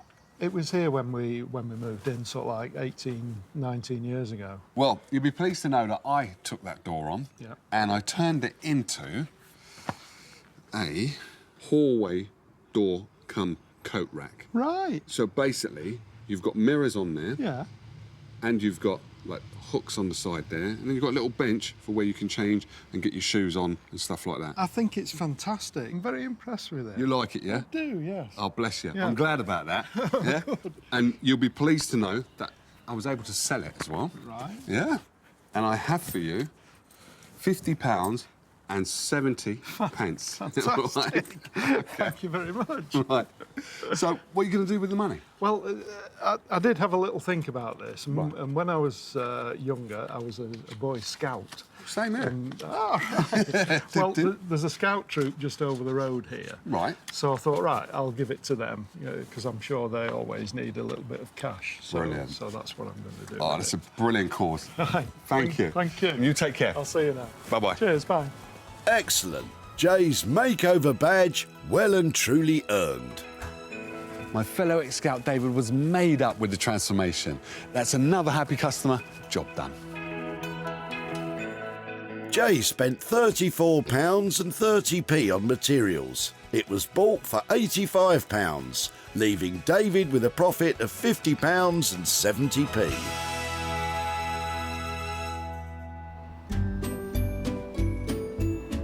Back in Manchester, Simeon has finished work on the two-seater. But is he confident the boss will like what he's done?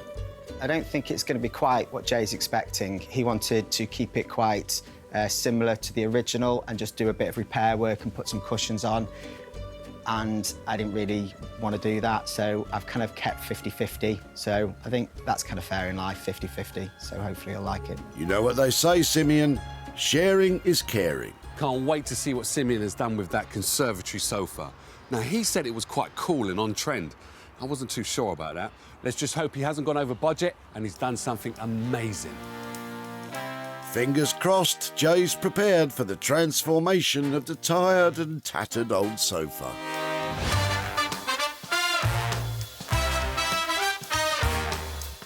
It's bright, bold and bang up to date. It may have given Simeon a few sleepless nights, but this sofa is now perfect for a cosy lie-down. Replacing the back has transformed the look and made it a solid piece of furniture again. The yellow buttons complement the funky green fabric and are matched perfectly by the colourful cushions. The slick dark paint on the frame gives a black and blue shine. Simeon hopes he has given his seat a classy edge. Let's see what the boss thinks. How are we doing, sir? Hey, Jay, how's it going? Very good, very good. God blimey. God blimey. Are you lost for words? Just a wee bit lost for words. It's kind of like, God blimey, I wasn't expecting this.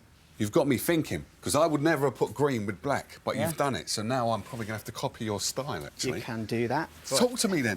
Why did you change it? Like, you've changed the back. Well, basically, the back had no structure to it, so we had to kind of think of how we were going to put the back in, because obviously we were going to go with these. You know what? I'm going to have to pause you. This is really good. Thanks, man. Nice, proper good. Like, I've just taken it in now, and sorry to cut you, but, like, wow. Everything works on it. I think the thing with the colour, I know you're saying that the black, but it's called Midnight, so it's got kind of a blue black to it, which picks up these tones in the fabric. Yeah. And the fabric was designed by a friend of mine who's an illustrator. Oh, cool, man, like the birds and all that. Yeah, so we've gone with, like, this botanical theme, which I just think ties in with the fact that it's made out of bamboo, wicker, rattan, you know, that kind of thing. To me, it just looks amazing, and it's like, I wasn't expecting this, but you've gone above and beyond of what I was expecting, sir. Cool. No, it's proper nice. That is really good to hear. The startling difference achieved by Simeon has now properly sunk in for Jay. A beautiful piece of work. Time to talk budget. How are we doing? I've got to say, it has gone over budget.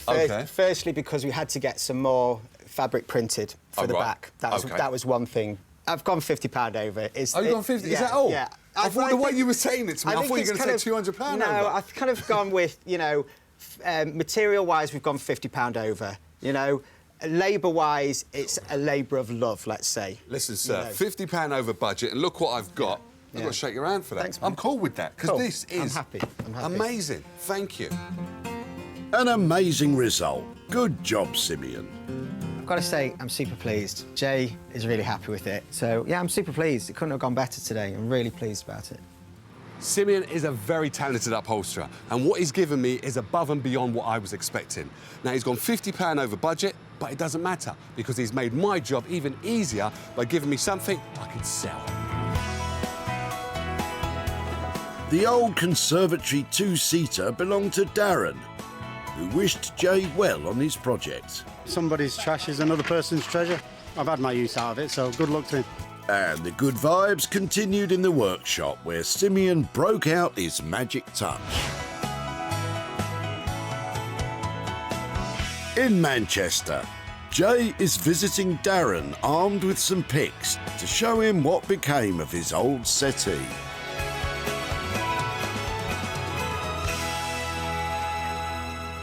Hello, Dan. Hi, how are you, Jay? How you doing? Hi, all right, yeah. I'm good. How you been? Not bad. All right.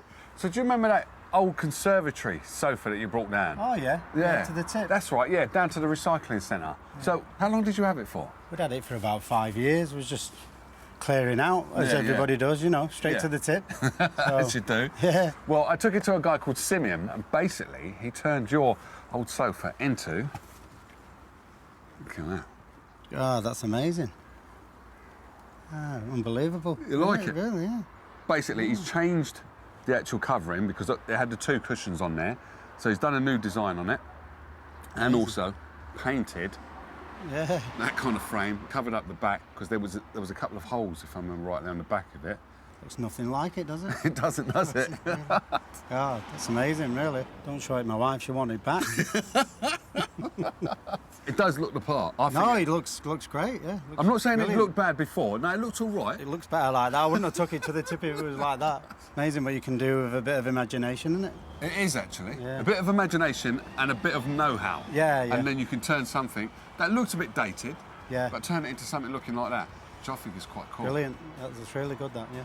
Excellent. The sad thing is that I haven't been able to sell it. Yeah. And it's not because it's not good. As you can see, it is good. We just haven't found the right customer yet. All right. But as soon as I do, I'm going to get the money straight back to you. Oh, brilliant. Yeah. All right? All right, that's a bonus. Right. All right, great. Thank you for that, Dan. All right. You Thanks take a lot. care, yeah? See you later. Bye. A massive change from his old sofa, and Darren was well impressed. Doesn't really look anything like it did, to be honest. It's hard to see, but if it looked like that, I don't think we would have got rid of it, you know. If she sees it, she'll want it back anyway, put it that way. Darren was well impressed with that transformation, so much so that he was worried that his wife would want it back. I'd best get on and find a buyer. Simeon's labour and materials came to £500. Jay hasn't found the right buyer yet, but as soon as he does, the profit will be making its way to Darren.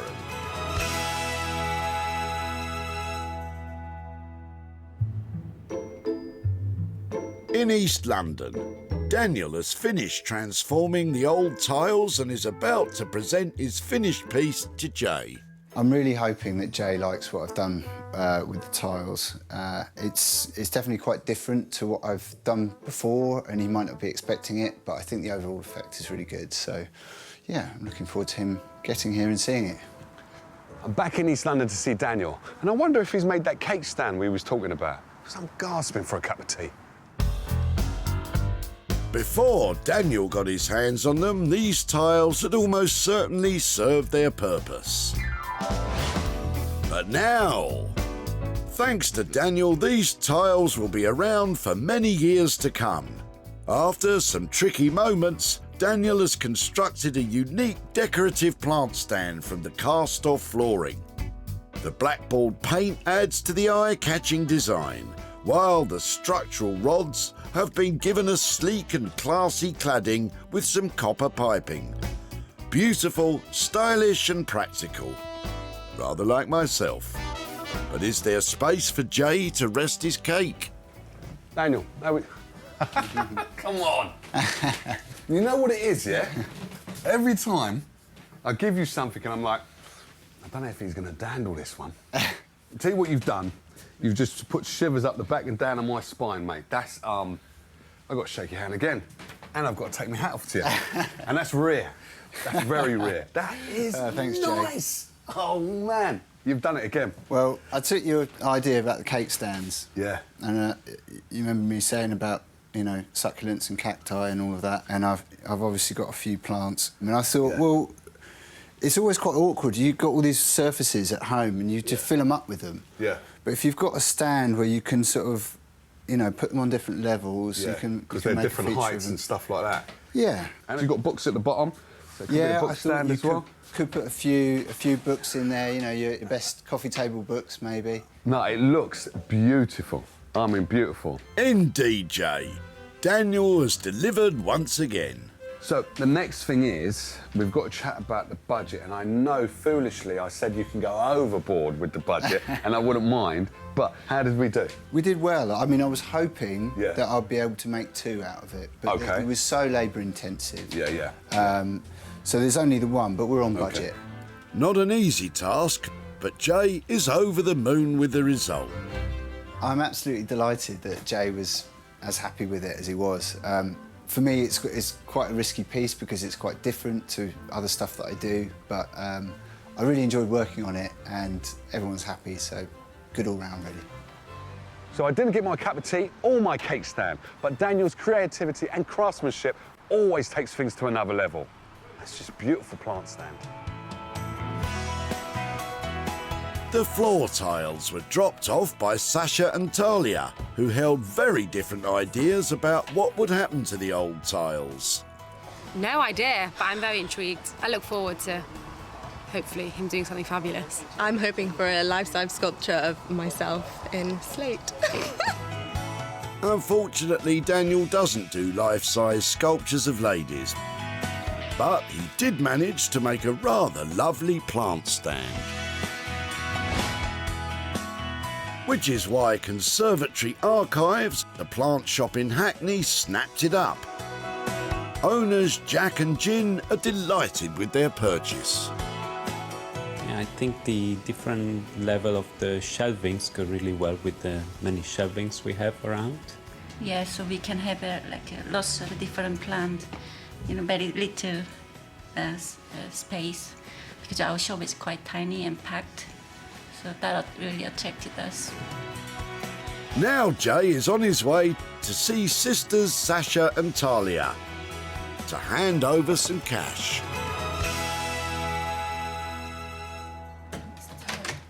How are we doing, ladies? Hello. You all right? Yeah, good. How are you? I'm very good. How are you guys? Yeah, good, thank you.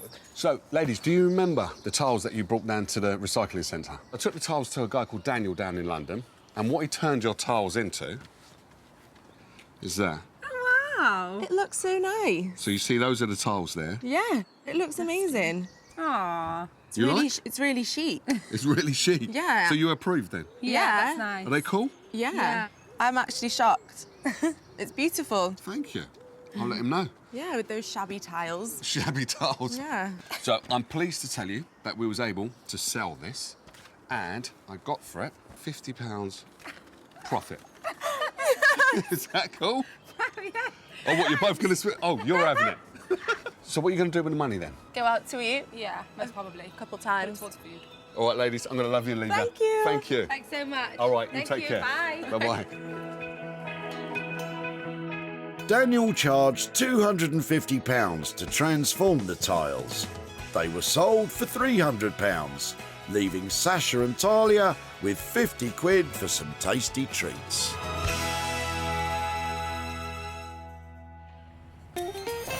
Jay salvaged 3 items from the tip. Simeon wowed us with the 2-seater sofa. Daniel worked wonders with the slate tiles. And Jay produced some magic with the old front door. Just goes to show that one man's trash really can be another man's treasure. Simeon and Daniel turned my tip finds into something special. Brilliant result.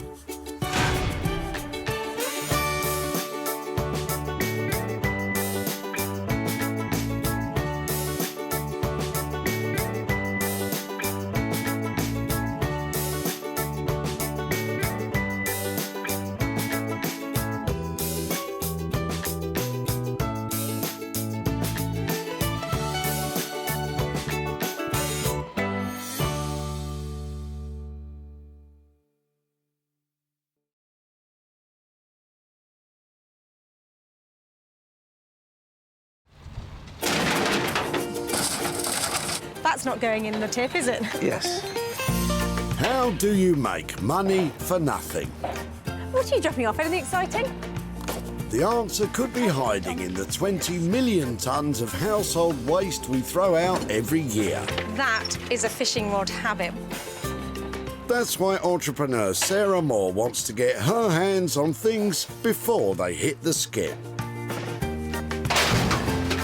I'm a passionate buyer, maker and user of old stuff, and I've turned that passion into a money-making business.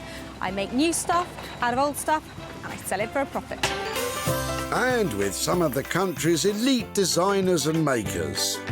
What do you think? I think it's beautiful. I bought you my washing machine. Oh, wow. She can transform her finds into desirable, What have you done? valuable, Oh, amazing. and let's hope, saleable items. That is one clever sandwich. If Sarah is successful, then she can hand the profits back to the very people who had no idea there was cash to be made from their trash. You're joking.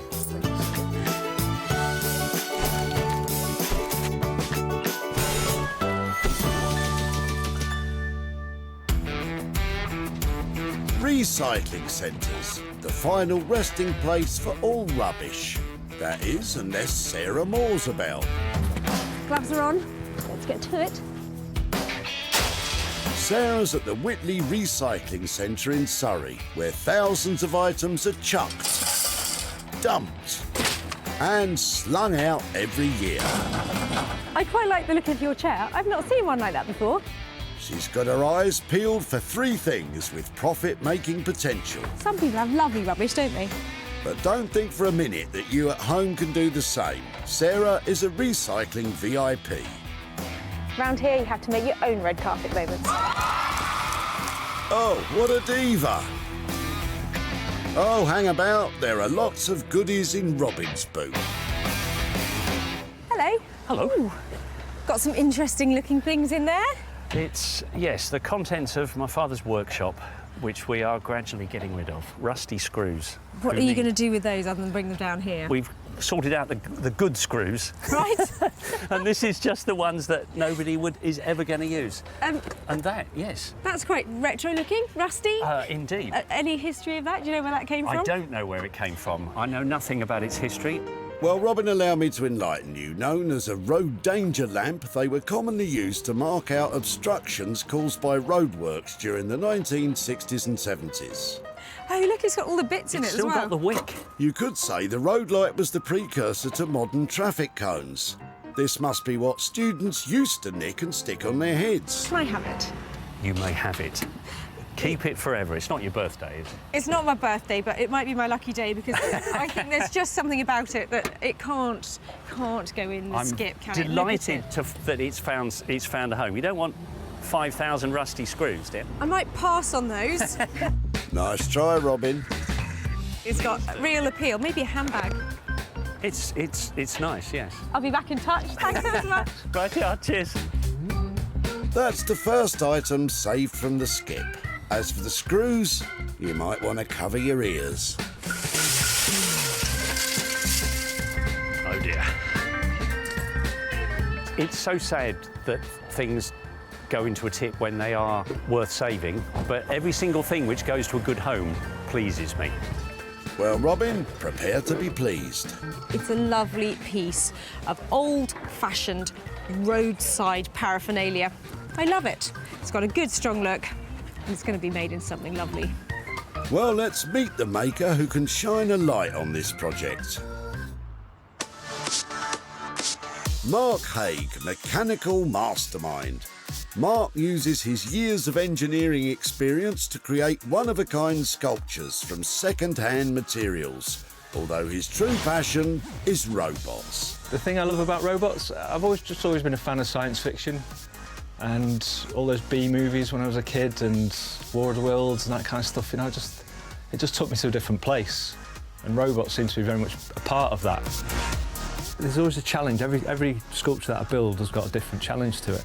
So taking something that is broken and then making it into something that's desirable, that works for me.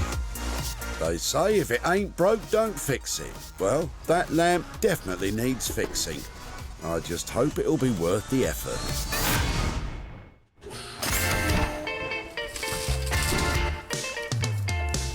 That's one item set aside, ready to be renovated. Sarah's back on the hunt for the remaining two. Rubbish or rubbish? And all this rummaging has made me hungry. Is it almost time to stop for lunch? So what's on the menu today then? Large prawns, hog roast, river beef?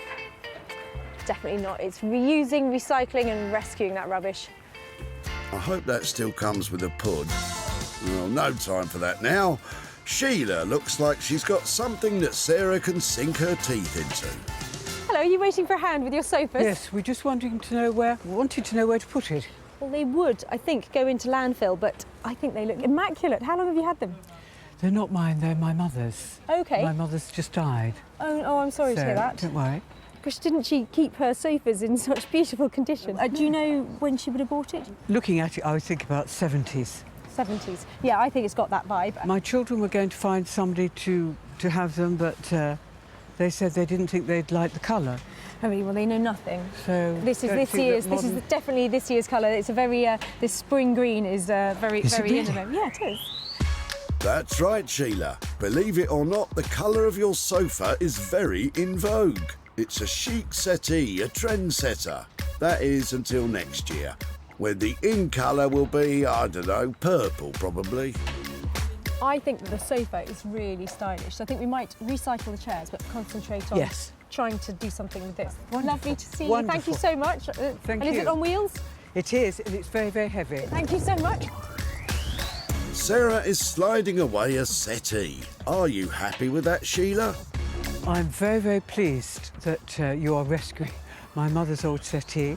And what are you going to be doing with it, might I ask? I don't know. Sarah?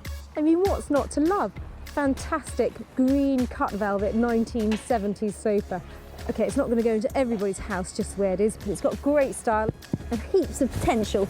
And with heaps of potential, Sarah will need heaps of help. The Bristol Upholstery Collective is a maker's space that welcomes all with a shared passion for upholstery. Founded by Leanne Treadwell, this group of legendary ladies put their heads together to create furniture that has to be seen to be believed. What I enjoy most about the creative process is a collaboration. I love to chat about a good idea and then also to just get going and see where it ends up. It's more of a kind of, let's just get going and see what happens. That's what I really enjoy.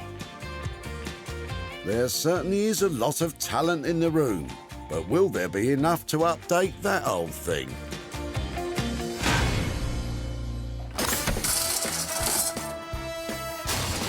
That's 2 items down. Whatever Sarah picks up next will be hers to work on herself. Right, anything exciting? What about Gordon now? Huh? Gordon the gopher. Gordon? That's Basil Brush. Yeah, that's what I meant.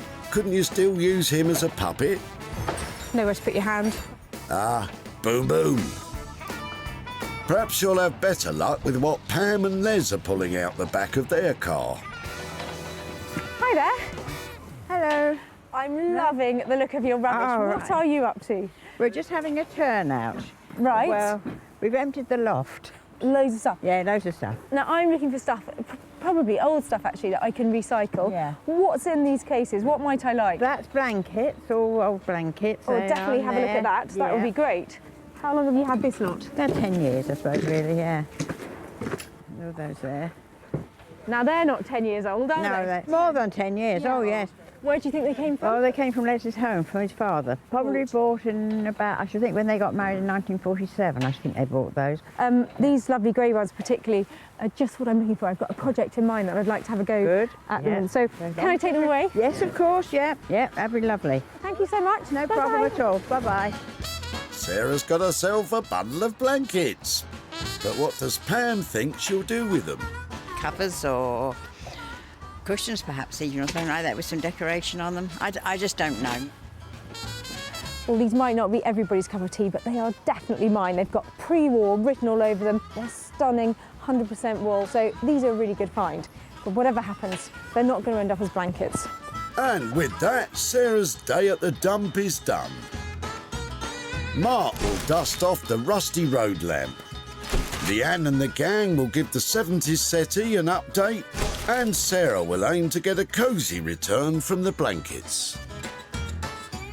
Well, that's it. The recycling centre may be closed, but I am definitely open for business. Those things are going to be amazing.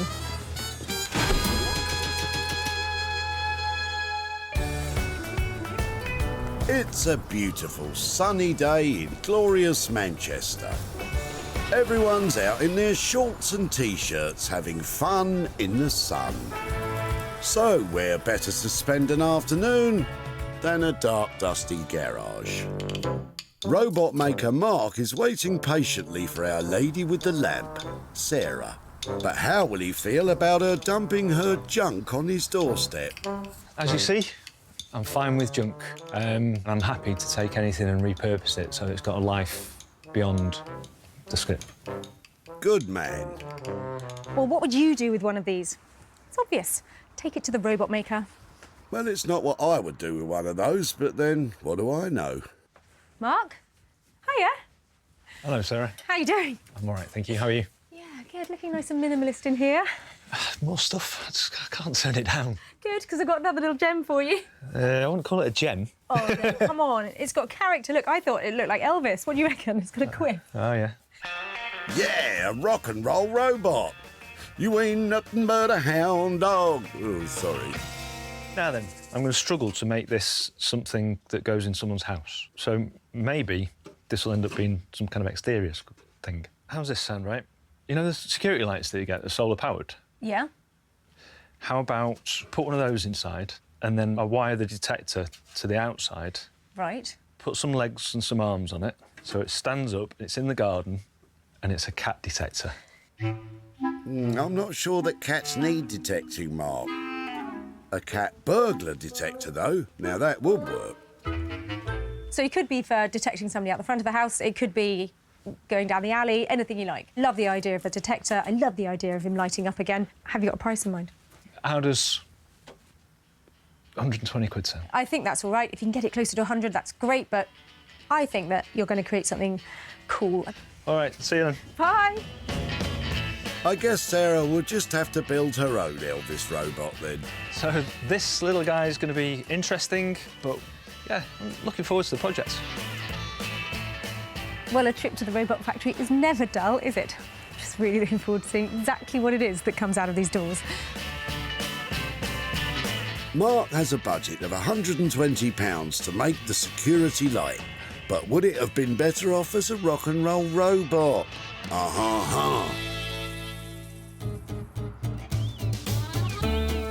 From Manchester to Bristol, birthplace of the infamous pirate Blackbeard. Isn't that interesting? Sarah has sailed into town with the 70s settee, hoping that Leanne and the gang can give it back its sparkle. I want Sarah to bring me something full of potential, and I don't know, it's something that we can really play about with. We'll see. I'm really excited about this because I think my sofa game is strong here because it's got so much going for it. I just hope Leanne can see its potential.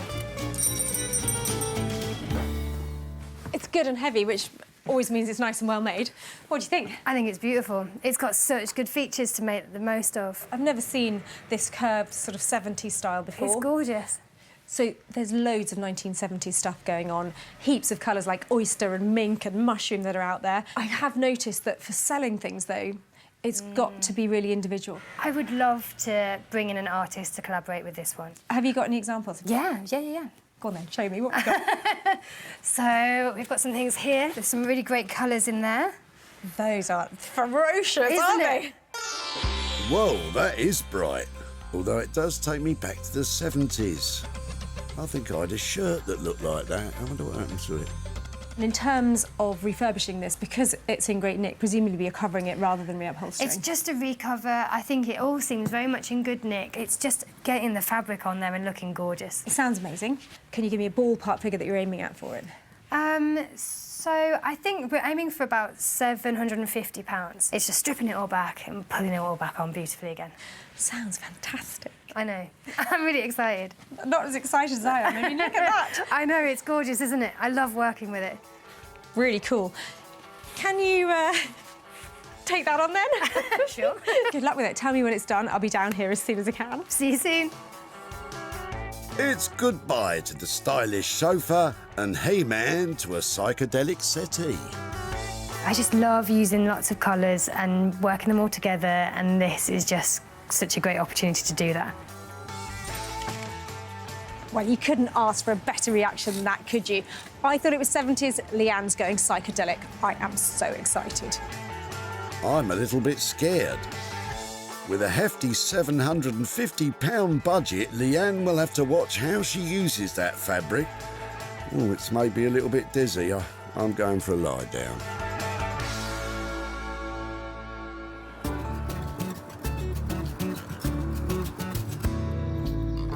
While Mark and Leanne crack on, in Sussex, Sarah is back home with the bundle of blankets. After a quick wash, they've come up smelling of roses. Sarah, what's the plan? So the plan is to turn these basic blankets into beautiful throws that look lovely on the end of the bed or chucked over a sofa.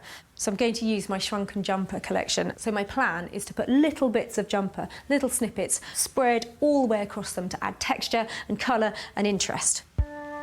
With the addition of some shrunken jumpers, the blankets will become throws, somehow. So I'm going to snip little bits off these shrunken jumpers and stitch them in lines across the blanket. If, like Sarah, your woolen jumpers have shrunk, there are methods you can try at home to unshrink them, using baby shampoo or hair conditioner. I hope this one wasn't a present. Or if you didn't like the jumper in the first place, shrinking it is a good excuse to get rid of it. Hey, that one was from me. So I'm channeling hygge. You've probably seen it in magazines. Well, not in the magazines I read. Basically, it means warm, cosy, lovely, homely stuff that gets you through the winter. Hygge comes from the Norwegian word meaning well-being. It's described as a quality of coziness and contentment, like a big cuddle. I don't really know what I'm doing, but I'm going to sew a few bits on. See how they look? Sarah begins to sew the bits of jumper in a line down the edge of the blanket. I'm thinking about these lovely tulip colours and hoping they translate well onto the fabric here. She plans to repeat the process again and again with bits of coloured jumper until it creates the look she's after. I think that really breaks it up nicely. Can you hear something? Can you hear something? Bramble! Here comes trouble. Now, Bramble, these are not doggy blankets. Step slowly away from the blankets, Bramble. Good dog. So because of my washing accident and the fact that I washed these too hot, I've actually managed to felt the fabric a bit, so it's not going to unravel when I stitch it in place. So if you do want to do it deliberately, just put it on a hot wash for a couple of times and you should start to get that lovely matted, soft feeling on the wool. Now, if you're planning to do this at home, please check with the jumper owner before ruining it. This is going to take ages. Well then, let's step it up a gear. Wow, look at her go! But even working at twice the speed, this is still going to take forever, considering that she's not even started on the other blankets yet. Why don't you go and see how the others are doing? You read my mind. So far, Sarah spent £10 on bits and bobs to do up the blankets. If she can make them saleable, there's a chance of making a good bit of profit.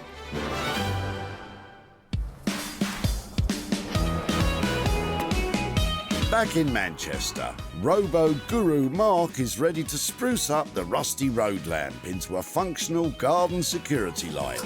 Although if the idea is to frighten folk away, he should just leave it the way it is. What is that? Ugh! So I guess the idea is that I'm going to use this as the body of the robots that I'm going to build. There'll be some sort of motion detection system on it. I think I'll start to build it before I clean it. Ooh, are you sure about that? To begin, Mark searches through his mountain of odds and sods to find the right bits and bobs to make into a robot. So I need some feet with a decent spread on them, because this thing's going to end up quite tall and quite heavy. And then some kind of tubing to form the legs. He's going to end up a bit of a bandy-legged robot, but I am Mancunian, so we're all bandy-legged up here. Mark, that is an unfair representation of the good people of Manchester.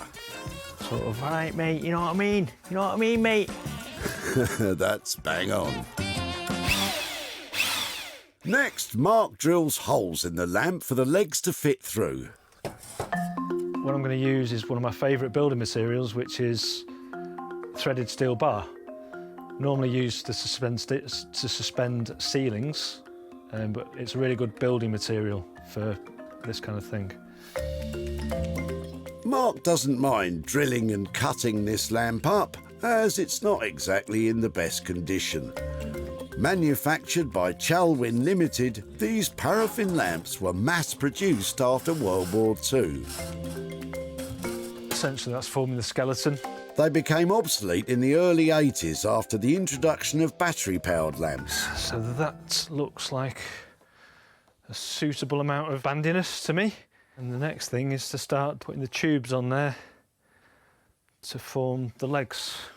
Mark measures out the tubing he's picked for the legs. Then it's out with the angle grinder to cut them to size.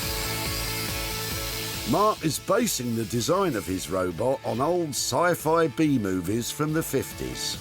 So robots tend to have slightly thinner thighs than they do calves.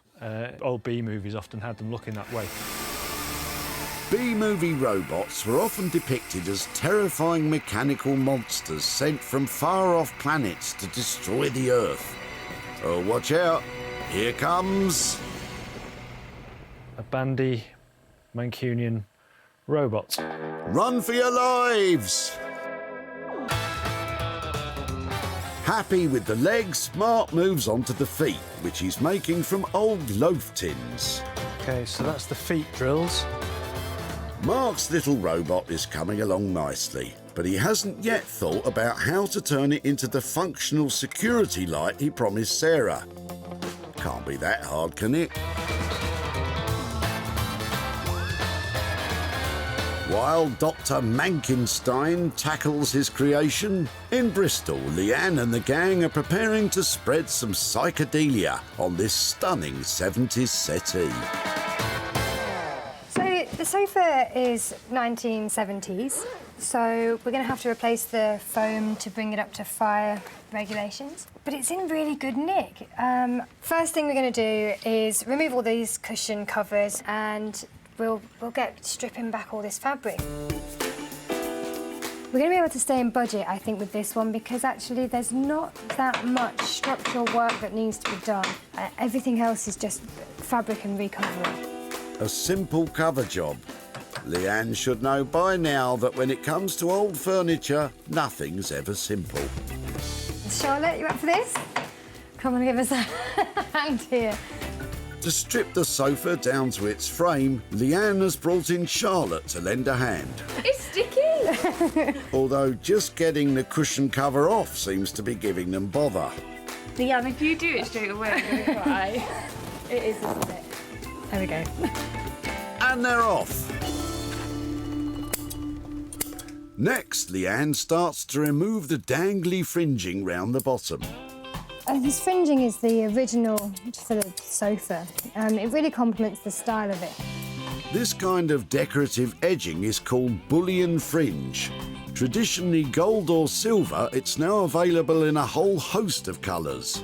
Made by twisting lengths of thread, it gives a dramatic edge to your seat that was all the rage back when this couch was created. Get my staple remover. With the trim off, the ladies begin the arduous task of removing the staples pinning the fabric to the frame. Oh man, gone to town. They really have.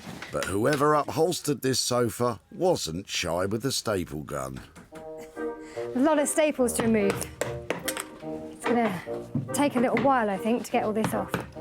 Staples, as opposed to traditional tacks, have been commonplace in upholstery for decades. It'll be fine, don't worry. Some upholsterers prefer them over tacks as they leave only small holes in the wood and don't require constant hammering, which can weaken more fragile pieces of furniture. And we have another layer of fabric underneath. The downside, though, is that people don't hold back, firing them in with little regard for the poor soul who has to pick them all back out again. I reckon they put more fabric on here just so they could use more staples. OK, we're getting somewhere. As Leanne and Charlotte soldier on, Ellen is busy at the sewing machine. I'm just wrapping this piping cord in this lovely green fabric, and we're going to use it as a little accent around the cushions and around the arm caps, just to add a bit of detail. The new green piping will, she hopes, complement the bonkers fabric the ladies plan to use. All that seems a long way off, though, as the staple removing has set them back quite a bit. Oh, and it looks like Charlotte's had enough. Let me guess. Status update will be sofa emoji, staple emoji, sad face. Back in Sussex, Sarah has been busy sewing her socks off and her jumpers to beautify the bundle of blankets. But has all the effort been worth it? And, more importantly, has Bramble been a good dog and stayed well clear? Well, it wasn't how I thought it would turn out, but I think it's all right. All right, I hope you're being modest. When Sarah saved the blankets, the only things cozying up to them were the moths. But now, they will warm the cockles of your heart as a pair of decorative throws. Sarah's clever use of old jumpers has given the pale, plain blanket a burst of colour and personality, topped off with a floral trim, made from yet more unused materials. Sarah has embroidered one of the grey blankets with autumnal flower clusters, leaving most of the lovely soft wool on show. It's a simple, if time-consuming way to update bygone blankets. Well, I think I've pretty much achieved what I set out to. I've got 2 blankets here that I hope are going to look great on the end of a bed or on a sofa. And I've also got the 3rd blanket, which is washed, soft and ready to sell straight away. 3 beautiful blankets ready for retail. What could be simpler? Bramble, no. Bramble off! Bramble off! Quickly! Off! Bramble! Down. That's really naughty. Oh, you cheeky puppy. You're supposed to look at them, not climb all over them. Bramble, those blankets had better be okay or you are in big trouble. I don't think that's affected their value. Just as well. Oh, how could I stay mad at that face?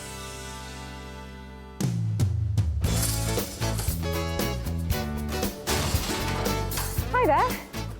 When Sarah met Pam and Les at the tip, she loved the look of their luggage. What's in these cases? What might I like? That's blanket. The blankets had a bit of history. Probably bought in about, I should think, when they got married in 1947. But Pam was happy for them to be given a new lease of life. It's going to be something, covers or cushions perhaps, even, or something like that with some decoration on them. Well, you weren't far off, Pam. Sarah took pictures of the blankets and uploaded them onto social media to try and find some buyers. And it wasn't long before she found an interested party. A good start. But did Sarah manage to shift the lot? Sarah's in Godalming in Surrey to show Pam the new look blankets and hand over the profit. Hello there. Sarah. Hello there. Nice to see And you. How are you doing? I'm very well, thank you. And you? Yes, very well. Thank you.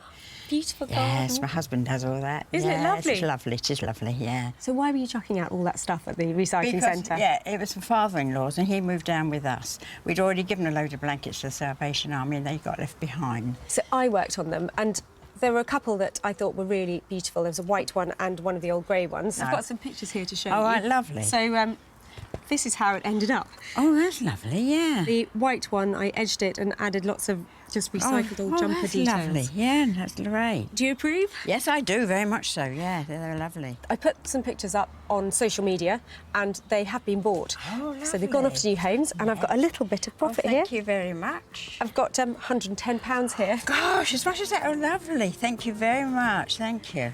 Is that a bit of a surprise? It is, absolutely. I didn't expect this at all. Oh, no, that's lovely. Any idea what you might do with £110? Well, probably what we're going to do is buy something in memory of the in-laws, sort of something, probably a rose or be something anyway to say, well, that was theirs, rather than ours. Is that all right? Yeah. Oh, that's fantastic. That's just the perfect ending for me. So lovely to catch up. Yeah, Thank you ever so much. Thank you so much as well. Thank you. Sarah spent £10 on her project.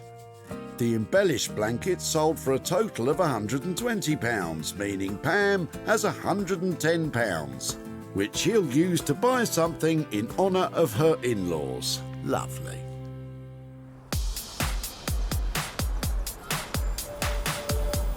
Sarah has proved that she can pull in the pounds with her own project. She's back in Manchester to find out if her road lamp security robot can be just as profitable.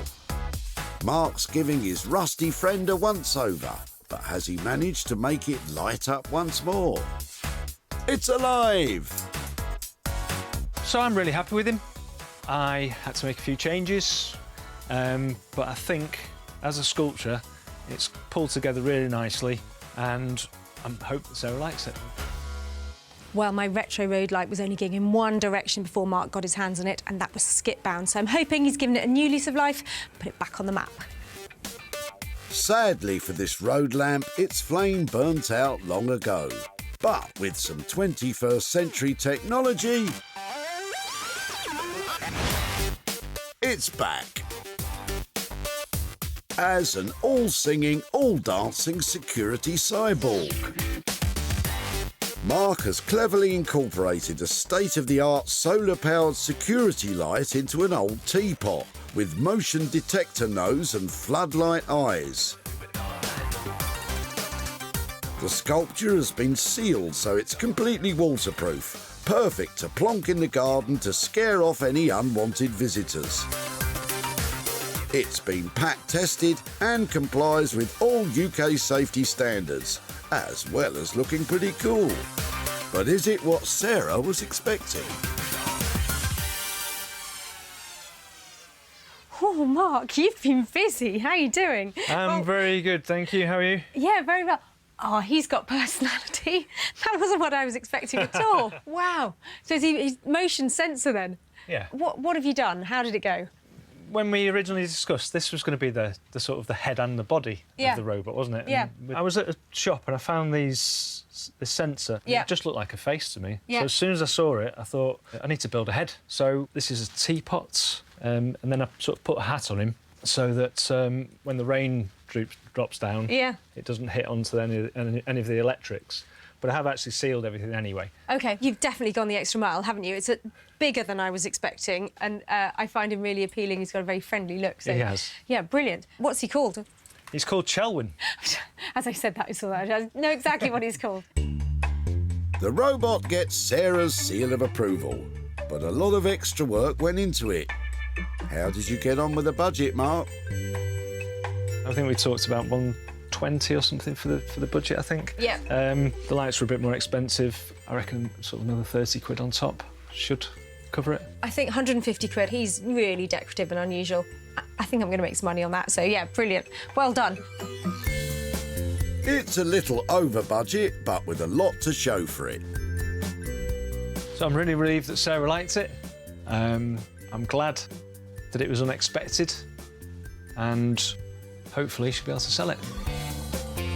Well, I sense I might be onto a bit of a winner there. Mark's done a fantastic job. That's way bigger and better than I expected, and that will really help in sending him off to a nice new home.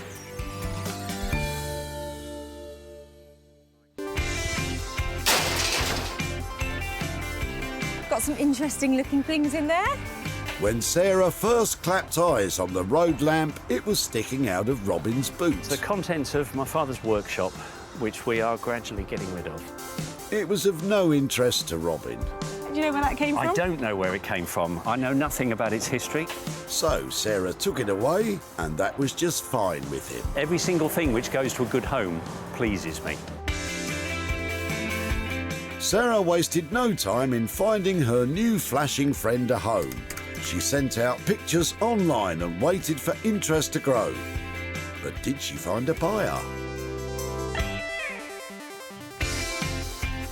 Sarah's in Godalming in Surrey to catch up with Robin and show him what became of his road lamp. Hello. Oh, hello. How are you doing? I'm fine, thank you. Nice I'm to fine. see you. You too. I said I would come and find you again if there was something to be done with your old road light. Oh, the lamp, yes. Yes, indeed. Well, I'm really lucky because I work with some great people, and one of them is called Mark, and he's based up in Manchester. So would you like to see how it ended up? I would. Go on. You look like you've got a sense of humour. Are you ready? I'm intrigued. Meet Oh. Chelwyn. Oh, that's lovely. Chelwyn is a security light. That is extraordinary. So he's wired up to light up when he senses anybody nearby. So what do you think of that? I think that is absolutely fantastic. Yeah. Magnificent object. We shared pictures of him and he has been sold. So I've got a little bit of money here for you. I've got £50 here for your old traffic light. Well, thank you very much. Thank you. An absolute pleasure. Any idea what you might do with it? I think it'll go to the local Lions Club. My wife's done some work with the Lions and I'm sure they will make good use of it. Well, that's fantastic. Thank you so much. It was really lovely to see you again. Cheers then. Bye-bye. Thank you. Bye-bye. Mark's final costs came in at £150. Sarah sold the security light for an impressive £200, leaving Robin £50 to donate to a charity that helps people in his local community.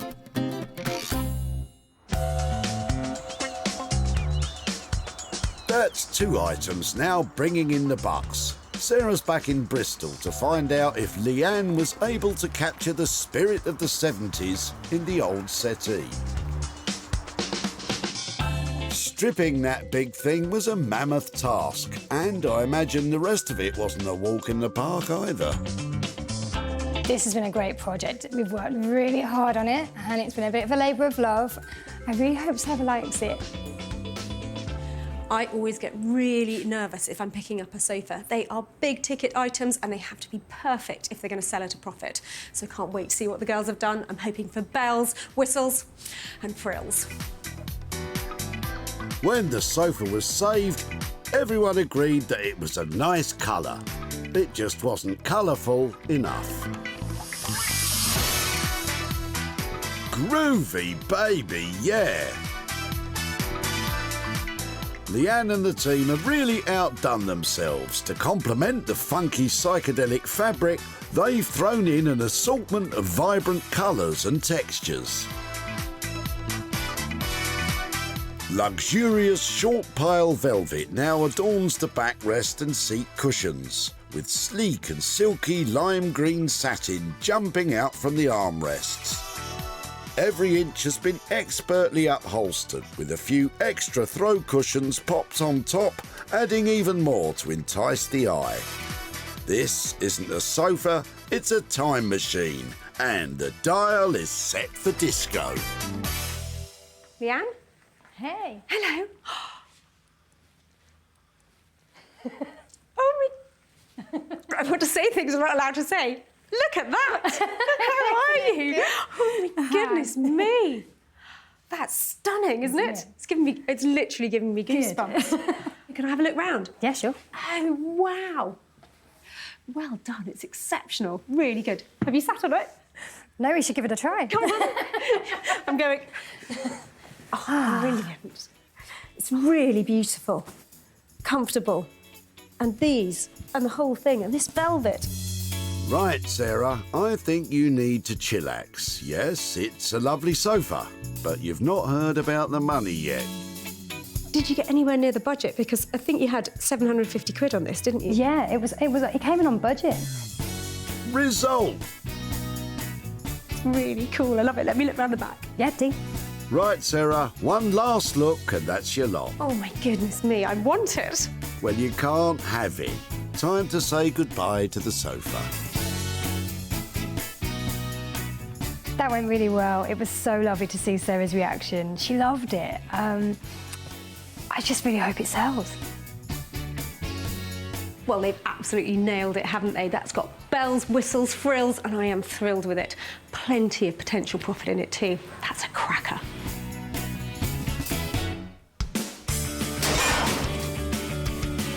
Hello, are you waiting for a hand with your sofas? When Sarah caught Sheila before she slung out her sofa, she had to know more. Do you know when she would have bought it? Looking at it, I would think about 70s. Sheila thought nobody would take it off her hands. My children were going to find somebody to have them, but they said they didn't think they'd like the colour. Sarah was on hand to wheel it away, leaving Sheila wondering. What are you going to be doing with it, might I ask? Sheila, you wouldn't believe me if I told you. Sarah put her salesperson trousers on and got to work. Shifting a big-ticket item like that is no mean feat, but with the help of the internet, she sold it to a private buyer. But for how much? Sarah's in Hazelmere in Surrey to show Sheila the transformation and hand over the profit. Hello there. Good morning, Sarah. How are you? I'm very well. How are you doing? Lovely to see you. And you. I have been really excited about coming back to show you what happened to your sofa. So I know it was your late mother's sofa, and she'd obviously looked after it beautifully. Did you have any thoughts about what we might do with it? No, I didn't really, no. I've got some pictures to show you how it ended up. Wonderful. Your sofa now looks like this.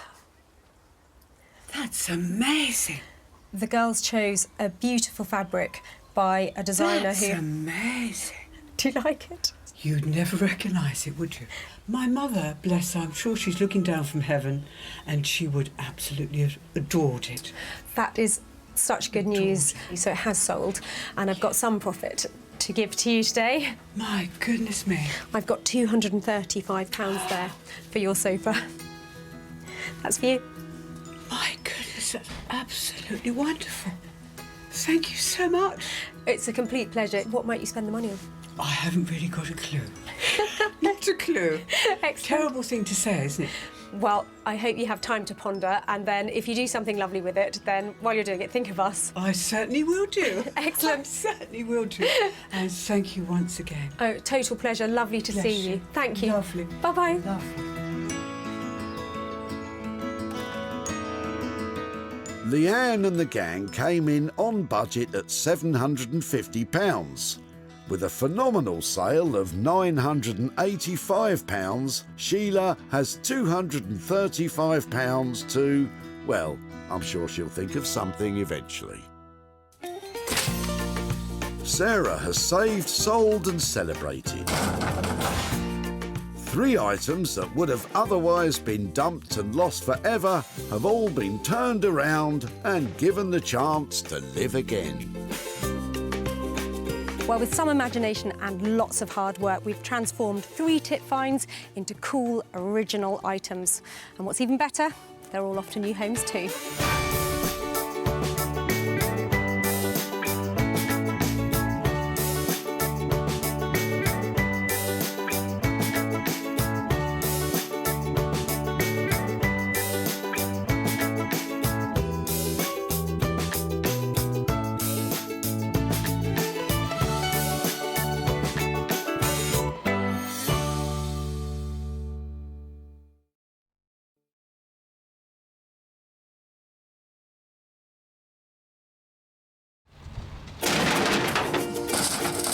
Oh, I like the look of your rubbish.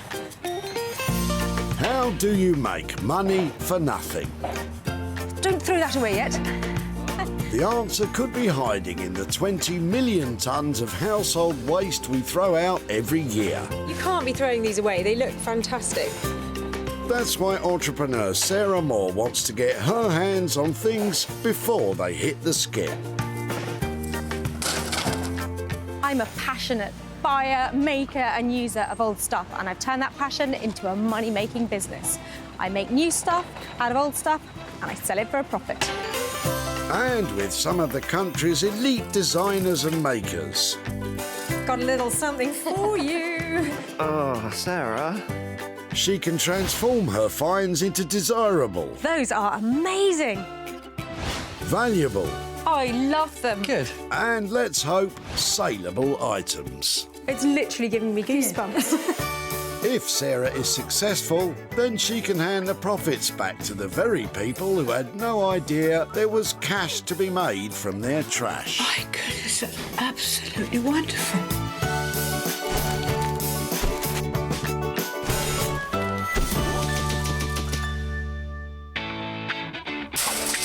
Whitley Community Recycling Center serves the people of Surrey. And in return, the people of Surrey serve up all kinds of rubbish. They're literally queuing up to get in here. Let's go see what they've got. Sarah's here today looking for 3 items that she can reclaim, rejuvenate and reimagine into something saleable. Some people have lovely rubbish, don't they? That's quite a sweet picture, isn't it? Sarah's been granted special permission to be here, so please don't think you can just turn up and treasure hunt at your local tip. My body is a temple, and now so is my head. My body's more of a bouncy castle. But less of the messing about, there's rubbish to find, and the boot of Margaret's car looks promising. Hi there, you look like you've got a car full. Yes, certainly, yes. Some is for the tip and some is not. Oh, wow. These are great. And so how long have you had them? 20 years. We got some better chairs from a charity shop, from a house clearance. OK. So we went for them. Would it be OK to have a look at the other ones? Of course. Oh, brilliant. Margaret has managed to squeeze 3 other dining chairs into her car, which, like the one she had in the boot, are all destined for the skip. They look like a good set. Yes, they are. Lovely. And so we were very, very happy with them, you know.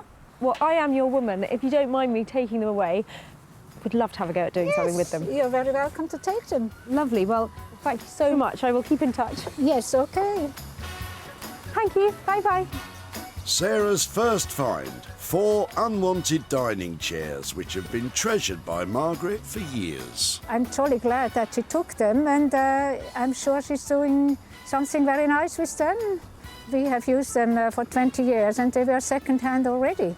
So they are good quality. 4 usable chairs, a great number, a good set, they're reasonably solid. And I think they've got potential to be updated and made really lovely again. Perhaps get rid of this fake leather seat. And Sarah knows just the man for the job. Rupert Blanchard has carved out a name for himself as one of the most imaginative designer makers in the country. He uses unloved and undervalued materials to create furniture that is modern, fun and built to last. I try to develop my own style so my personality comes through in my work.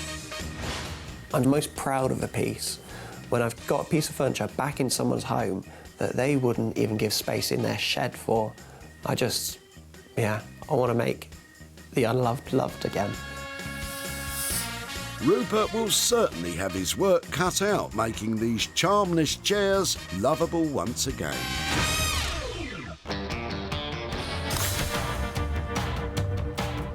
One item in the bag leaves Sarah with 2 to find, and when it's as busy as this, it's important to focus.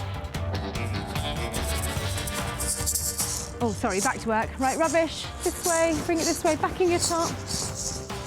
Step away from the maracas, Sarah. It's not a shakedown. These people are all happily parting with their rubbish, just like Graham, who's about to tip some timber. Hiya. Hello. Hello. That looks very interesting. Just pop that back down there for a moment. We don't want that going anywhere near a skip. What was it? It's an old chest of drawers with about 5 or 6 drawers in it. Right. That big, old cabinet. Yeah. Wife didn't want it to be thrown away, but unfortunately we've run out of space. Well, it's my lucky day because it might be in pieces, but the pieces look like such fantastic quality. I couldn't imagine it going in there. No, neither can I. Would it be OK to have a closer look, see what sort of stuff you've got amongst it? Wow, it's seriously old, isn't it? It looks like the kind of thing that I never see coming into the tip. That's beautiful. I just think there's so much potential to make something lovely out of it. I hope so. Can I twist your arm to let me have it rather than you put it in the, Absolutely. in the skip, please? Yes. Right, I'm going to go and get a trolley. Don't throw anything away. OK. Thank you. Well, great. For her second item, Sarah is taking a very old chest of drawers in flat pack form. Well, that has made my day. Thank you so much. Good. It may well have made your day, Sarah, but what about Graham's? I bought it off a customer of mine, and I was told 17th century. So I'm glad that it's been recycled because I hate to see old furniture being dumped in the dump.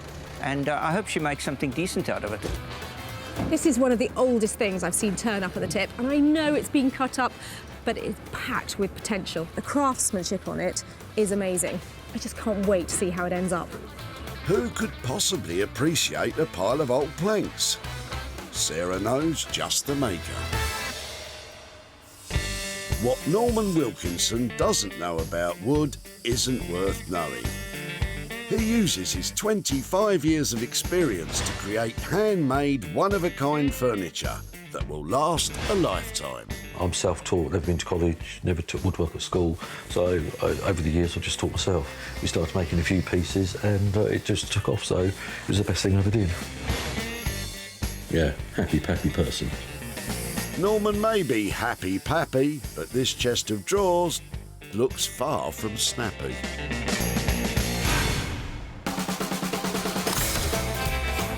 Sarah's salvaged 2 items so far. Crystal ball. I could really do with one of those. I see a future full of trash awaiting you, Sarah. Starting with Charlotte's boot, which is full of rubbish ripe for a rummage. Hiya. Hello. What are you dropping off? Anything exciting? Just some leftover bathroom tiles. I wasn't quite sure what to do with them. So they're the can I have a look? Are they the mosaic certainly. ones? Yeah. Yeah. Oh, wow, We've been doing up our bathroom, and we got given them for free on my husband's job, and we're not too sure what to do with them. But in the end, we decided to go with grey ones. They didn't quite look right, so I'm not too sure what to do with those. Wow, there's hundreds of them. So there's quite a lot, yeah, and you just peel them off, I think. Yeah. I would love to have a go and see if there's something to be made from them. OK. And I will try and make something creative out of them. And Lovely. I come and show you what I've done. Yeah, brilliant. That's lovely. Thank you very much. Brilliant. Well, I think even I might be able to carry this lot. Yeah, they're not too bad. Brilliant. Well, thank you so much for That's that. OK. I'll keep in touch. Yeah, have fun. Thank you. Bye. It looks like a night on the tiles for Sarah. Well, an afternoon, maybe. What does Charlotte think can be done with all these old tiles? They're nothing very special, but there's a whole box of them. Some kind of mosaic, I don't know. I think it's a coffee table that needed a bit of colouring and fancy stuff. Yeah, I don't know. Be interesting to see. Hundreds and hundreds and hundreds of white, brand new glass tiles. They're not retro, they're not vintage, they're not old. There's so many things that might be done with them. Just don't know what it is. I guess you won't be tiling your bathroom then. Sarah has her 3 items. The 4 old dining chairs will be worked on by Rupert. The broken up chest of drawers will be tackled by Norman. And Sarah has a box of surplus glass tiles for her own project. Well, this lot didn't make the cut, but I have got heaps to work with. Let's go get on it.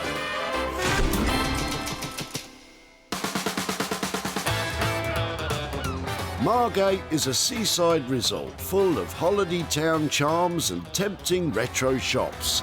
And it fizzes with an artistic energy. It's also home to Rupert Blanchard. And Sarah's brought him 4 chairs in need of a facelift. Well, I've got my 4 tip-fine chairs here. They're in Margate and I bought them to Rupert.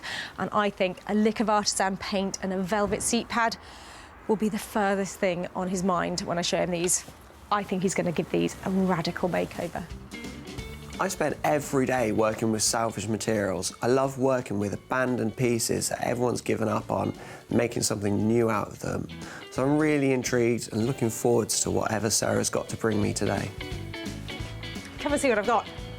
4 chairs. Chairs? OK. I do like chairs. Fab. You take those 2, I'll have these 2. OK. Let's go make a plan. See him in. Sounds like a great idea. But Rupert didn't seem too excited when he saw the seats. 4 chairs. 4 chairs? I am a big chair fan. I love chairs. Yeah? Don't know if I love these, Sarah. I think they've been looked after. They've had a new seat pad put on them at some point to try and give them a bit of a new look. How are you going to make these 4 beautiful? I'm going to try not to do anything that's been done before, and I'd love to come up with a new set of rules. Something you could do with any old, not beautiful chair, and kind of bring it up to date, make something modern, make a statement chair, make something interesting. I can't think of anything more exciting for you to do with this lot, and I have no idea what they're going to look like. So can you give me a budget that you can aim to hit? I kind of know what I want to do, and I know you're going to get a nice set of chairs, so I'm going to charge you £200. 200 quid, I think that's good value, so I'm more than happy to leave this lot with you for that. Thank you so much. Excellent, thank you. Bye. 200 quid for 4 chairs? And Sarah's got no idea what they're going to look like. This is going to be a bit of a challenge. I've already told Sarah I want to cut these up and reinvent them and make a new set of rules for dealing with old, unfashionable chairs. I don't know what that means. I don't know what I'm doing, but I've got a picture of it in my head. Now I've got to work out how to make that in real life. So, yeah, many late nights ahead, I'm sure. So Rupert is going to write a new set of rules for chairs. What does that mean? Sarah's left a budget of £200 for Rupert to invent a new set of rules for chairs. Think I need a seat. An old-fashioned one, please. A hop, skip and jump from Margate is the neighbouring county of East Sussex, home to Norman's workshop. Sarah's brought the broken-up set of old drawers. Well, bits of it anyway. Norman's bound to be eagerly awaiting her imminent arrival. I always look forward to Sarah's imminent arrival. You know, it's the highlight of my day. Just as I thought. Well, look at it. It's a right mess at the moment. It's like a chest of drawers jigsaw puzzle, but I've saved it for a reason. It's got fantastic patina, it's got great potential, and I brought it to Norman. I think he's going to nail this one. Come and see it. Come and see this. Cracker. It's a cracker, is it? Look at this, an absolute cracker. Oh, ready for the wood burner? No, it's not. This is beautiful. It's ancient. A bit like yourself. Get it inside. Right, let's get it so inside. rude. Mind the nails. The nails are really sharp. I think he likes it. First impressions? Yeah, it's a pile of wood. It's got a nice big drawer. What I was thinking is maybe you can make new drawers to go into it to make it look like a chest of drawers, but obviously one that has seen some damage. I mean, making all new drawers and doing that, it's going to be quite an expensive job. So, you know, it's that decision on how much you want to spend. So maybe you need to simplify it a little bit. Have you got something in mind? What about making it into a shoe cupboard for a hall or something like that? OK, so what, drawer at the top and then open-fronted? Open-fronted. Shelf. One shelf, two shelf? One shelf or two. Well, if we're going to do shoes, we might be able to put two in, so... I think that's a great idea. So we're going to end up with a country, rustic, useful piece of furniture, open-fronted. Yeah. So it could even go into a modern-day living as well, because, you know, country, modern mix. Perfect. I love that. Is it going to be expensive to do that, though? No. Go on, then, hit me with a number. We were going to do it for 285 quid. Lovely. Cheap as chips. Beautiful. Saving something really special, making it useful again and putting it back together, because, frankly, this is a jigsaw puzzle that I would not like to do. So if you can do that, that is amazing. Well, this piece is missing. This project will involve a jigsaw, no doubt. Goodbye. But Norman's will have a huge blade attached. Yeah, there's quite a bit to do on it, but we'll I'll just do what I think, and I'm sure it'll work out great. Well, that is definitely going to be one to watch. It's a kind of hybrid piece of furniture. There aren't going to be many of those around. Sarah and Norman have agreed a budget of £285 for Norman to tackle the task of sorting out the shoe cupboard. Let's hope this project doesn't end in defeat. Oh, dear.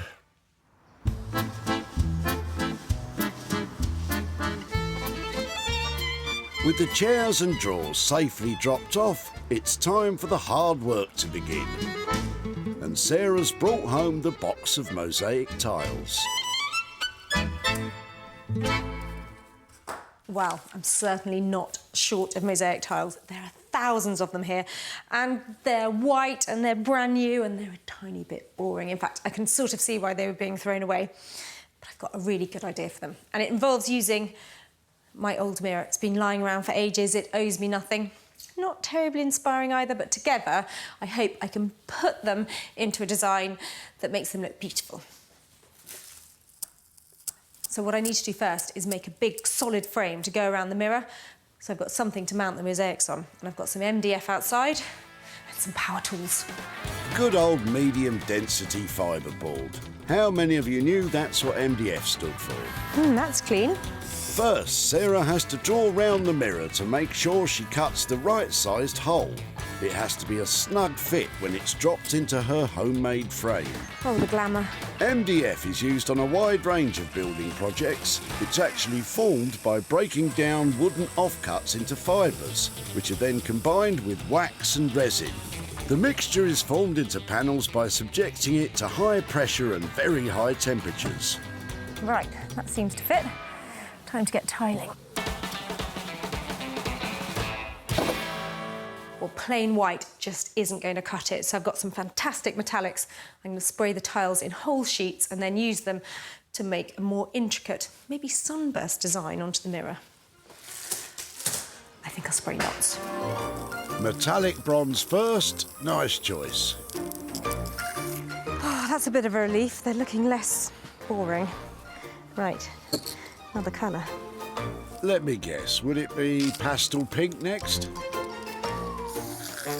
Ooh, that's girly. How did I guess that? Matches your top, Sarah. That's two contrasting colours. What's next? There's more coming. I've got all sorts of colours. Sarah's obviously got a clear idea of what it'll look like when it's finished. If I'm completely honest, I'm not quite sure what this mirror is going to look like. I just want to make sure that I've got all my options covered. You think this is how the Romans created their intricate mosaics? Perhaps not with the spray paint. So I've got my base colours. What I'm going to do is stick a really good load onto the mirror base and then add a few more subtle colours to give it some detail. But I want it to be bright and beautiful and just celebrate all these great little squares. Apparently, it's really easy. You just use waterproof PVA to glue the tiles in place, make a pretty pattern, grout over it. Job's a good one. One down, 1,000 to go. Two. Wish I had one of those time-lapse functions. Then it would all be done instantly. All you have to do is ask, Sarah. So I think I'm going to make this mirror circular. So I'm just going to build up a few more layers, then cut round so I know exactly where to cut to get a nice edge. And hopefully it should look all right. But I might leave it square, you never know. Sarah spent £25 making her mosaic-clad mirror. Let's hope when it's finished, it can reflect a profit.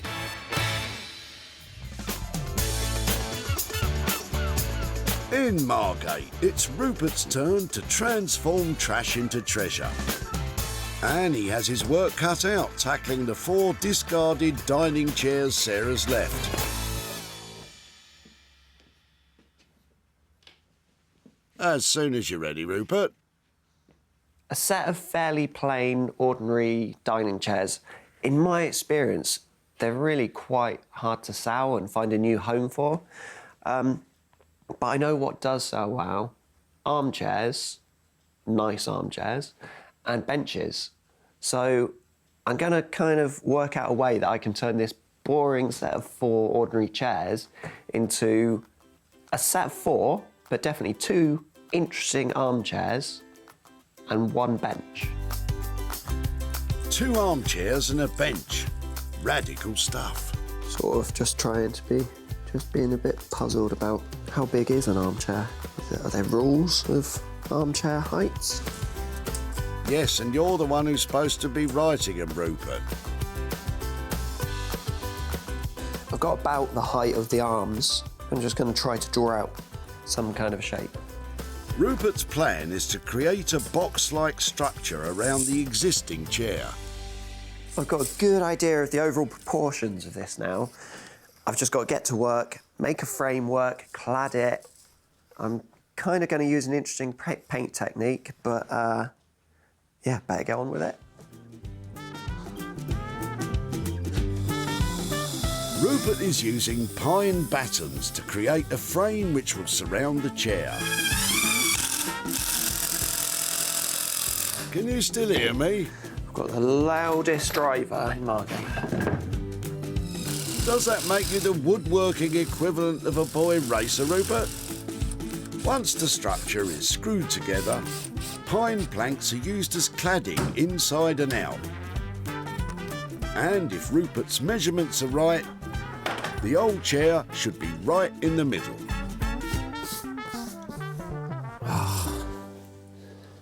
Excellent. That's kind of what I was aiming for.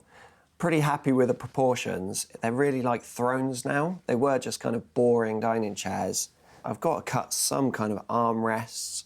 I have no idea what colour these will be yet, but it's kind of dependent on the seat pads, because I want to tie the seat pads with the wood. It's got to be complementary colours, but I still want the roughness of this sort of crepe material to shine through. What about that interesting paint technique, Rupert? I've got a bucket full of dye now, so I want these chairs to be really bright, nice vivid colours. And so for this, I'm actually experimenting with fabric dyes, actually standard colourful dyes. And to start with, it's really good bright green. I've got just a tiny offcut of the same timber. So test this piece first. Moment truth, it's going. We'll just have to see how it goes. I'll leave it in there for a couple of hours. Who knows what colour we'll get. It's only a hunch, but is it going to be green?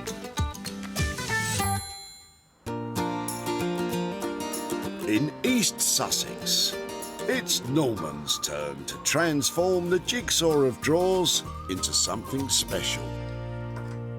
Today we're going to try and make this pile of whatever we've got into something. We've got only one drawer, the rest of it's missing, so we're going to have to try and make a silk purse out of a sow's ear.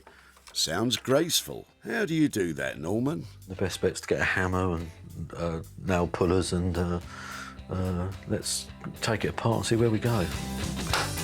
Good tip. When making a silk purse, bash it with a hammer. But Sarah is expecting a country, rustic, useful piece of furniture suitable for shoes, and preferably the bigger the better. If we're going to make it for shoes, I mean, it depends how big a feet you got. But on an average one, I mean, 12 to 14 inches is normally big enough for shoes. You know, it all depends where it's going. They're making houses smaller now and flats smaller, so I'm going to say sorry, Sarah, but I'm going to do what I think. So, you know, I'm sure I can take a telling off from a woman. So, hopefully, I'll be okay. You're a brave man, Norman.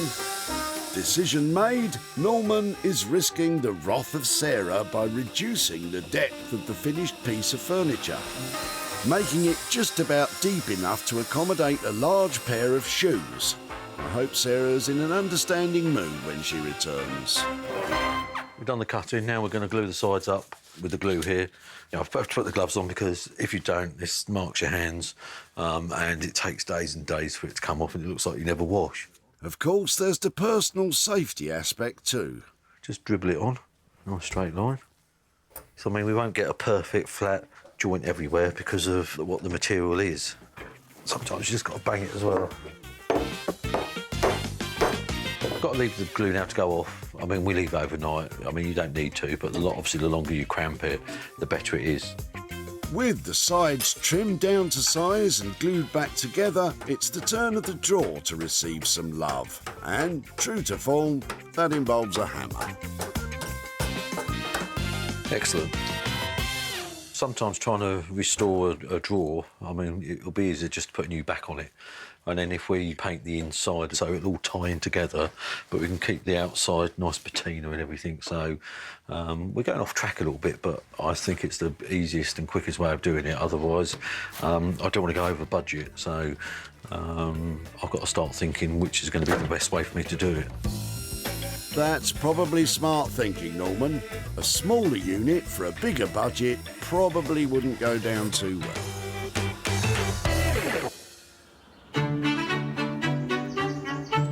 Leaving Norman heading off-piste with his plan, back in West Sussex, Sarah is putting the finishing touches to the mosaic mirror. So some of the paint is coming off with the grout, and I always sort of knew that was going to happen. But a perfect, pristine finish, I was never going to go for one of those, was I? When Sarah found the glass tiles, they were lacking glamour. But now... They provide a circle of vivid colour surrounding what was once a dull, distressed mirror. Using a variety of spray paint colours, enhanced by hand-painted highlights of gold, Sarah has glued them into a concentric mosaic, grouted the gaps and created a contemporary mirror. Maybe it would look good above a shoe cupboard. Well, I am so pleased that the mirror is now finished. It's now bright, hopefully saleable, who knows, might even make some profit. When Sarah spotted Charlotte at the tip, it was the contents of her boot that caught her eye. What are you dropping off? Anything exciting? Just some leftover bathroom tiles. I wasn't quite sure what to do with them. Sarah soon tucked the tiles under her arm, while Charlotte had a few ideas of her own. I think it's a coffee table that needed a bit of colouring and fancy stuff. Yeah, I don't know. Be interesting to see. With the mosaic mirror complete, Sarah snapped some pics and soon had it for sale online. And it didn't take long for it to be bought by a private buyer. Sarah is back in Surrey to show Charlotte what became of her surplus tiles and to hand over some cash. Hello. Oh, hello. How are you? I'm fine, thank you. And who's your assistant? Hello. What's your name? Peter. Hello. Do you shake? Should we... Oh, you're really strong, aren't you? I didn't know you had an assistant. Yeah, this is my little assistant today, isn't it, Peter? Yes. Yes. Well, I think you have a new bathroom now, don't you? Yeah. So the tiles that I found you with at the tip were left over, weren't they? Well, from our bathroom project, yeah. Yeah, excellent. Well, I had to work with them. Any idea what happened to them? I wasn't too sure. I thought maybe a table, coffee table, decorate, something like that. Well, I thought a bit of extra colour would help. Oh, and okay, yeah. I actually went for a mirror. Oh, lovely. So I've got some pictures to show you of what happened lovely. to them. Your tiles have been made into... Oh, wow. A big bathroom mirror. Oh, that's lovely. I that's beautiful. hand-painted them all and took them off the backing and put them round a mirror. It did get snapped up. Oh, wow. So I've got some profit here. Who holds the money? Is it you? Are you the money holder? Yeah. OK, well, I've got £140 here for you, then. Oh, wow. What'd you say? Thank you very much. Good boy. So is there anything that you need at the moment? Well, we're doing a conservatory now, so... Yeah, right now. Right now, yeah. Really? Yeah. Excellent. So Daddy's doing it, isn't he? Yes. Yeah, so we might buy something for the conservatory. Oh, fantastic. Yeah. Well, I hope you enjoy that. You look after that money carefully. We will. And I'll see you at the tip. Thank you nice very to much. see you. Thank Take care. you. OK, bye-bye. It looked to me like Peter had something else in mind for that cash, and the conservatory might have to wait. Well, I think that money is in safe hands with Peter. And if they're both happy, then I'm definitely happy. Sarah spent £25 on materials. It sold for £165, which provided Peter and his mum Charlotte with £140 profit to spend on, well, who knows. After bagging a profit from her first item, Sarah is back in Margate to see if Rupert has managed to rewrite the rule book for chairs. The chairs that Sarah brought me were, in my opinion, incredibly boring, but the challenge was still to make them exciting to someone else. And, yeah, hopefully I've done that. I think they're definitely more exciting now. Well, I left Rupert with some really dated dining chairs, and he said he was going to reimagine them completely. And I can't wait to see them, because either he'll have gone all out and they'll be completely crazy, or he won't have gone far enough and they'll still be dull. Let's go and see. You're going to love them, or you're going to hate them. When Sarah salvaged the chairs, they were on their last legs. But now, Rupert has transformed them from 4 dull dining chairs into 2 contemporary armchairs and a brand new bench. The armchairs have been created by building a solid wood surround. The new fire-retardant upholstery gives a fresh new look that matches the colourful paint coating. The bench incorporates the backs of the 2 remaining chairs. But will Sarah be liking or loathing this lot? Rupert? Hey, Sarah, welcome. Come in. Hello. Hey, Sarah, come into my lounge. Oh, fantastic. How are you doing? I'm good, I'm good. So, just about ready for you. Oh, they are great, aren't they? What have you done with these? Yeah, I've made 2 armchairs by making this kind of, giving them a hug, really. Yeah, And lovely.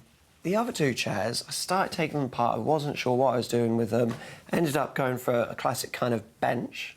Good for a hallway, good for end of a bed, good for a living room maybe. Actually, when I started taking them apart, some of the chairs were slightly damaged, so I wasn't afraid to sort of cut them up a bit. And so the two for the bench, when I started cutting them, I actually found on the underside of the chair there is a little mark on them. CC. Yeah. And it means that these are British chairs made under tight restrictions on the use of materials. That's great use. It's nice to know where they came from because there's not much about them that screams date or origin or whatever. So they were thriftily made and then you've remade them again. Restrictions introduced in wartime mean the originals were thriftily produced. But how thrifty has Rupert been? The budget was £200. Gone over the budget a tiny bit because the upholstery is so much. 220 is the total now. I really like the upholstery. It's worth doing that extra bit and to find fabric. I mean, it looks like something you might find on an old tram seat or something, doesn't it? And it sort of puts it back into that era. It is. It's brand new, Farraton, but it is a very mid-century style. Yeah, it's fab. Lovely piece of work. Great money. Can't go wrong. Excellent. I'm Good luck loving with them. Oh, I won't need luck. I'm loving them. Can't take them home myself, but well done. Thank you. That seems a success. Sarah loves them, despite the £20 overspend. This is quite a different project for me. I'm not used to making armchairs and benches, and I don't generally work with chairs, so it's quite a challenge, but I'm glad Sarah brought them to me, and I'm really happy that, yeah, she seems pleased with them. Well, I'm really pleased with that lot because those chairs were so dull, and look at them now. They're original, and you just haven't seen anything like that before. I think they're fab. When Sarah met her at the skip, Margaret had already upgraded. We got some better chairs from a charity shop, from a house clearance. OK. So we went for them. As a result, the dull dining chairs were destined for the dump, but they'd certainly served Margaret well. We have used them for 20 years and they were second-hand already. Rupert's given the chairs another 20 years by reimagining them as armchairs and a bench. Sarah's in Godalming to catch up with Margaret and let her know what became of her old chairs.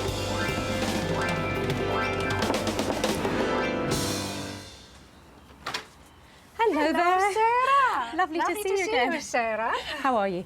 I'm fine, thank you. Good. Now, I saw you throwing away 4 chairs that you'd had for ages. And so did you think, I wonder what happens to them when they leave the recycling centre in the back of somebody's van? Yes, but I was very glad that they got into good hands and they were recycled and not just filling another landfill. Well, I took them down to Margate. There's a designer there called Rupert who I work with who just has fantastic ideas, and he saw them and said, don't worry, I've got a really good plan for them.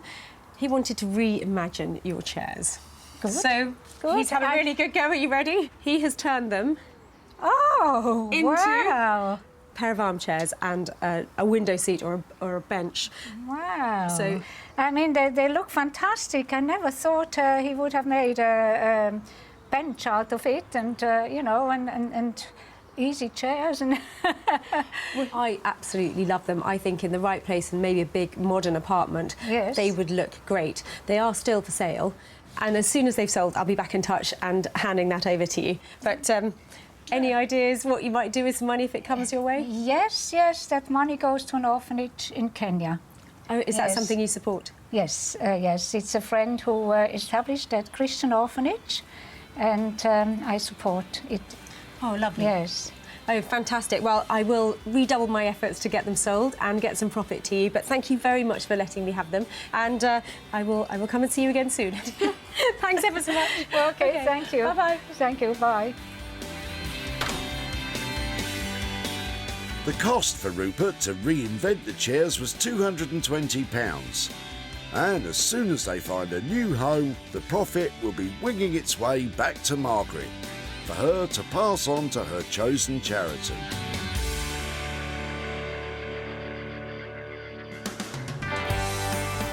Sarah's back in East Sussex at Norman's workshop.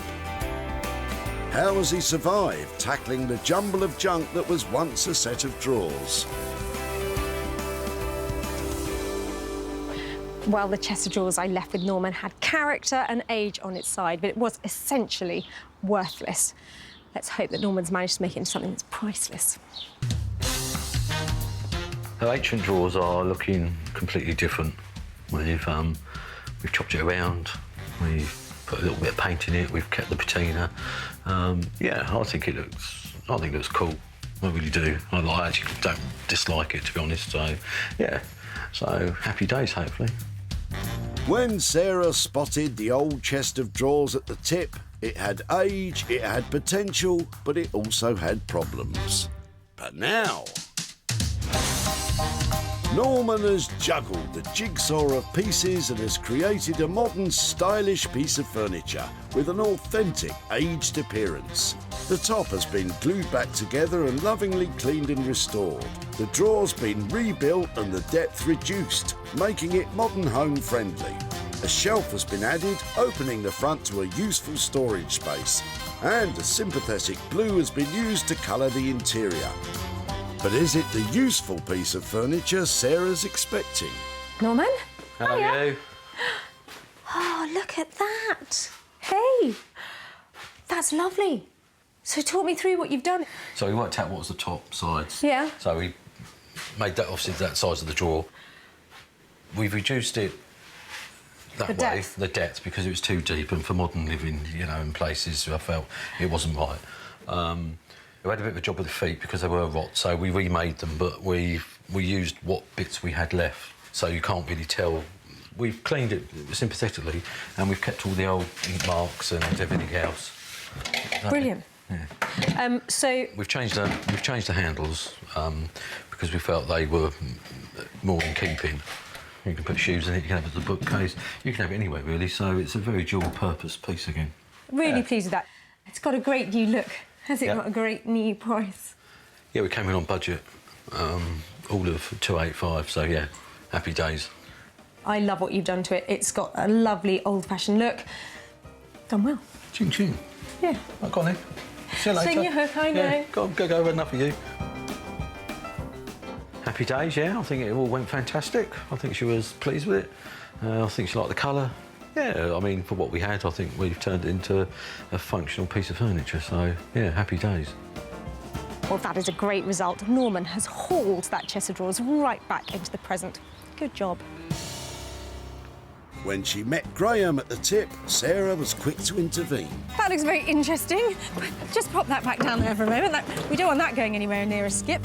And was eager to find out more. What was it? It's an old chest of drawers with about 5 or 6 drawers in it. Wife didn't want it to be thrown away, but unfortunately we've run out of space. A lack of space at home meant that time was up for the old drawers, but Graham was delighted to let Sarah wheel them away. So I'm glad that it's been recycled because I hate to see old furniture being dumped in the dump. And I hope she makes something decent out of it. Graham, you've got nothing to worry about, mate. The capable hands of Norman have given the drawers a whole new lease of life. And that new life will be at a B&B in Norfolk, whose owner, Sally, was first off the mark when it was advertised for sale. We loved it because of the blue, so it fits in well with the pub, but the antique furniture as well because it's an old pub. We like to have the old furniture in here sitting alongside modern things as well. Sarah is in Hazelmere to show Graham what's happened to his broken up old drawers and to hand over some cash. Hi, Graham. How are you? Well, thank you. Nice to see you again. So when I last saw you, I think you've been taking multiple trips to the recycling centre. Yes, I have. I got a lot of things I had to sort out and I had to downscale quite a lot. Well, I was really pleased to be there the day you dropped off that old chest of drawers. Unfortunately, I think I missed the drawers, but did you wonder what we would do with it when we took it away? I was very curious because there were lots of beautiful planks of oak in that, and I really thought something could be done with it, but I didn't have the time to do anything, so that's why it went to the tip, unfortunately. Well, I was pleased to see it, and I took it along to my friend Norman, and both of us decided that we'd like to resurrect it again and see if we could get it back into a useful piece of furniture, but using all of those details that were there. So, got pictures here to show you. Oh, good. Are you ready? Yeah. It's had a resurrection. It's been put back together. Oh, my gosh. Because we didn't have the drawers, Norman remade the interior of it. And he's put it together to make a beautiful, useful, new piece of furniture. What do you think about it in its new lease of life? Absolutely beautiful. It's actually gone off to a B&B and a restaurant, which has a lovely interior, and that fits right in. So oh, brilliant. It has sold, and there is some profit for you, actually. There's £65 here that's coming your way. Thank you very much. That's for you. Thanks very much. It's just better to see the unit being used again more than anything else. That makes me happy. Do you know what you might do with £65? I do a lot of restoration work, but small stuff, not that big, and I'll put it towards that. Oh, fantastic. So one project's going to fund another. Absolutely, yes. Brilliant. Well, I hope you enjoy doing that. Don't throw any more of those away unless they're there, OK? I'll call you first. Great. Lovely to see you. Thank you so much. Thank you. Thank you. Bye-bye. Bye-bye now. I think Graham quite liked it. Well, that was sweet. But actually, there's £65 for Graham to spend on his new projects. Well done, Norman. Well done indeed. The broken old chest of drawers cost £285 to transform back into a beautiful piece of furniture. Sarah sold it for £350, which left a profit of £65 to hand back to Graham.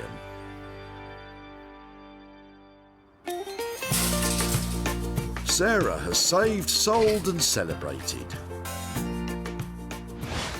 3 items that would have otherwise been dumped and lost forever have all been turned around and given the chance to live again. So that's 3 items that I gathered, and those are tip finds that have been transformed into must-have items. That's what I call a great day's work.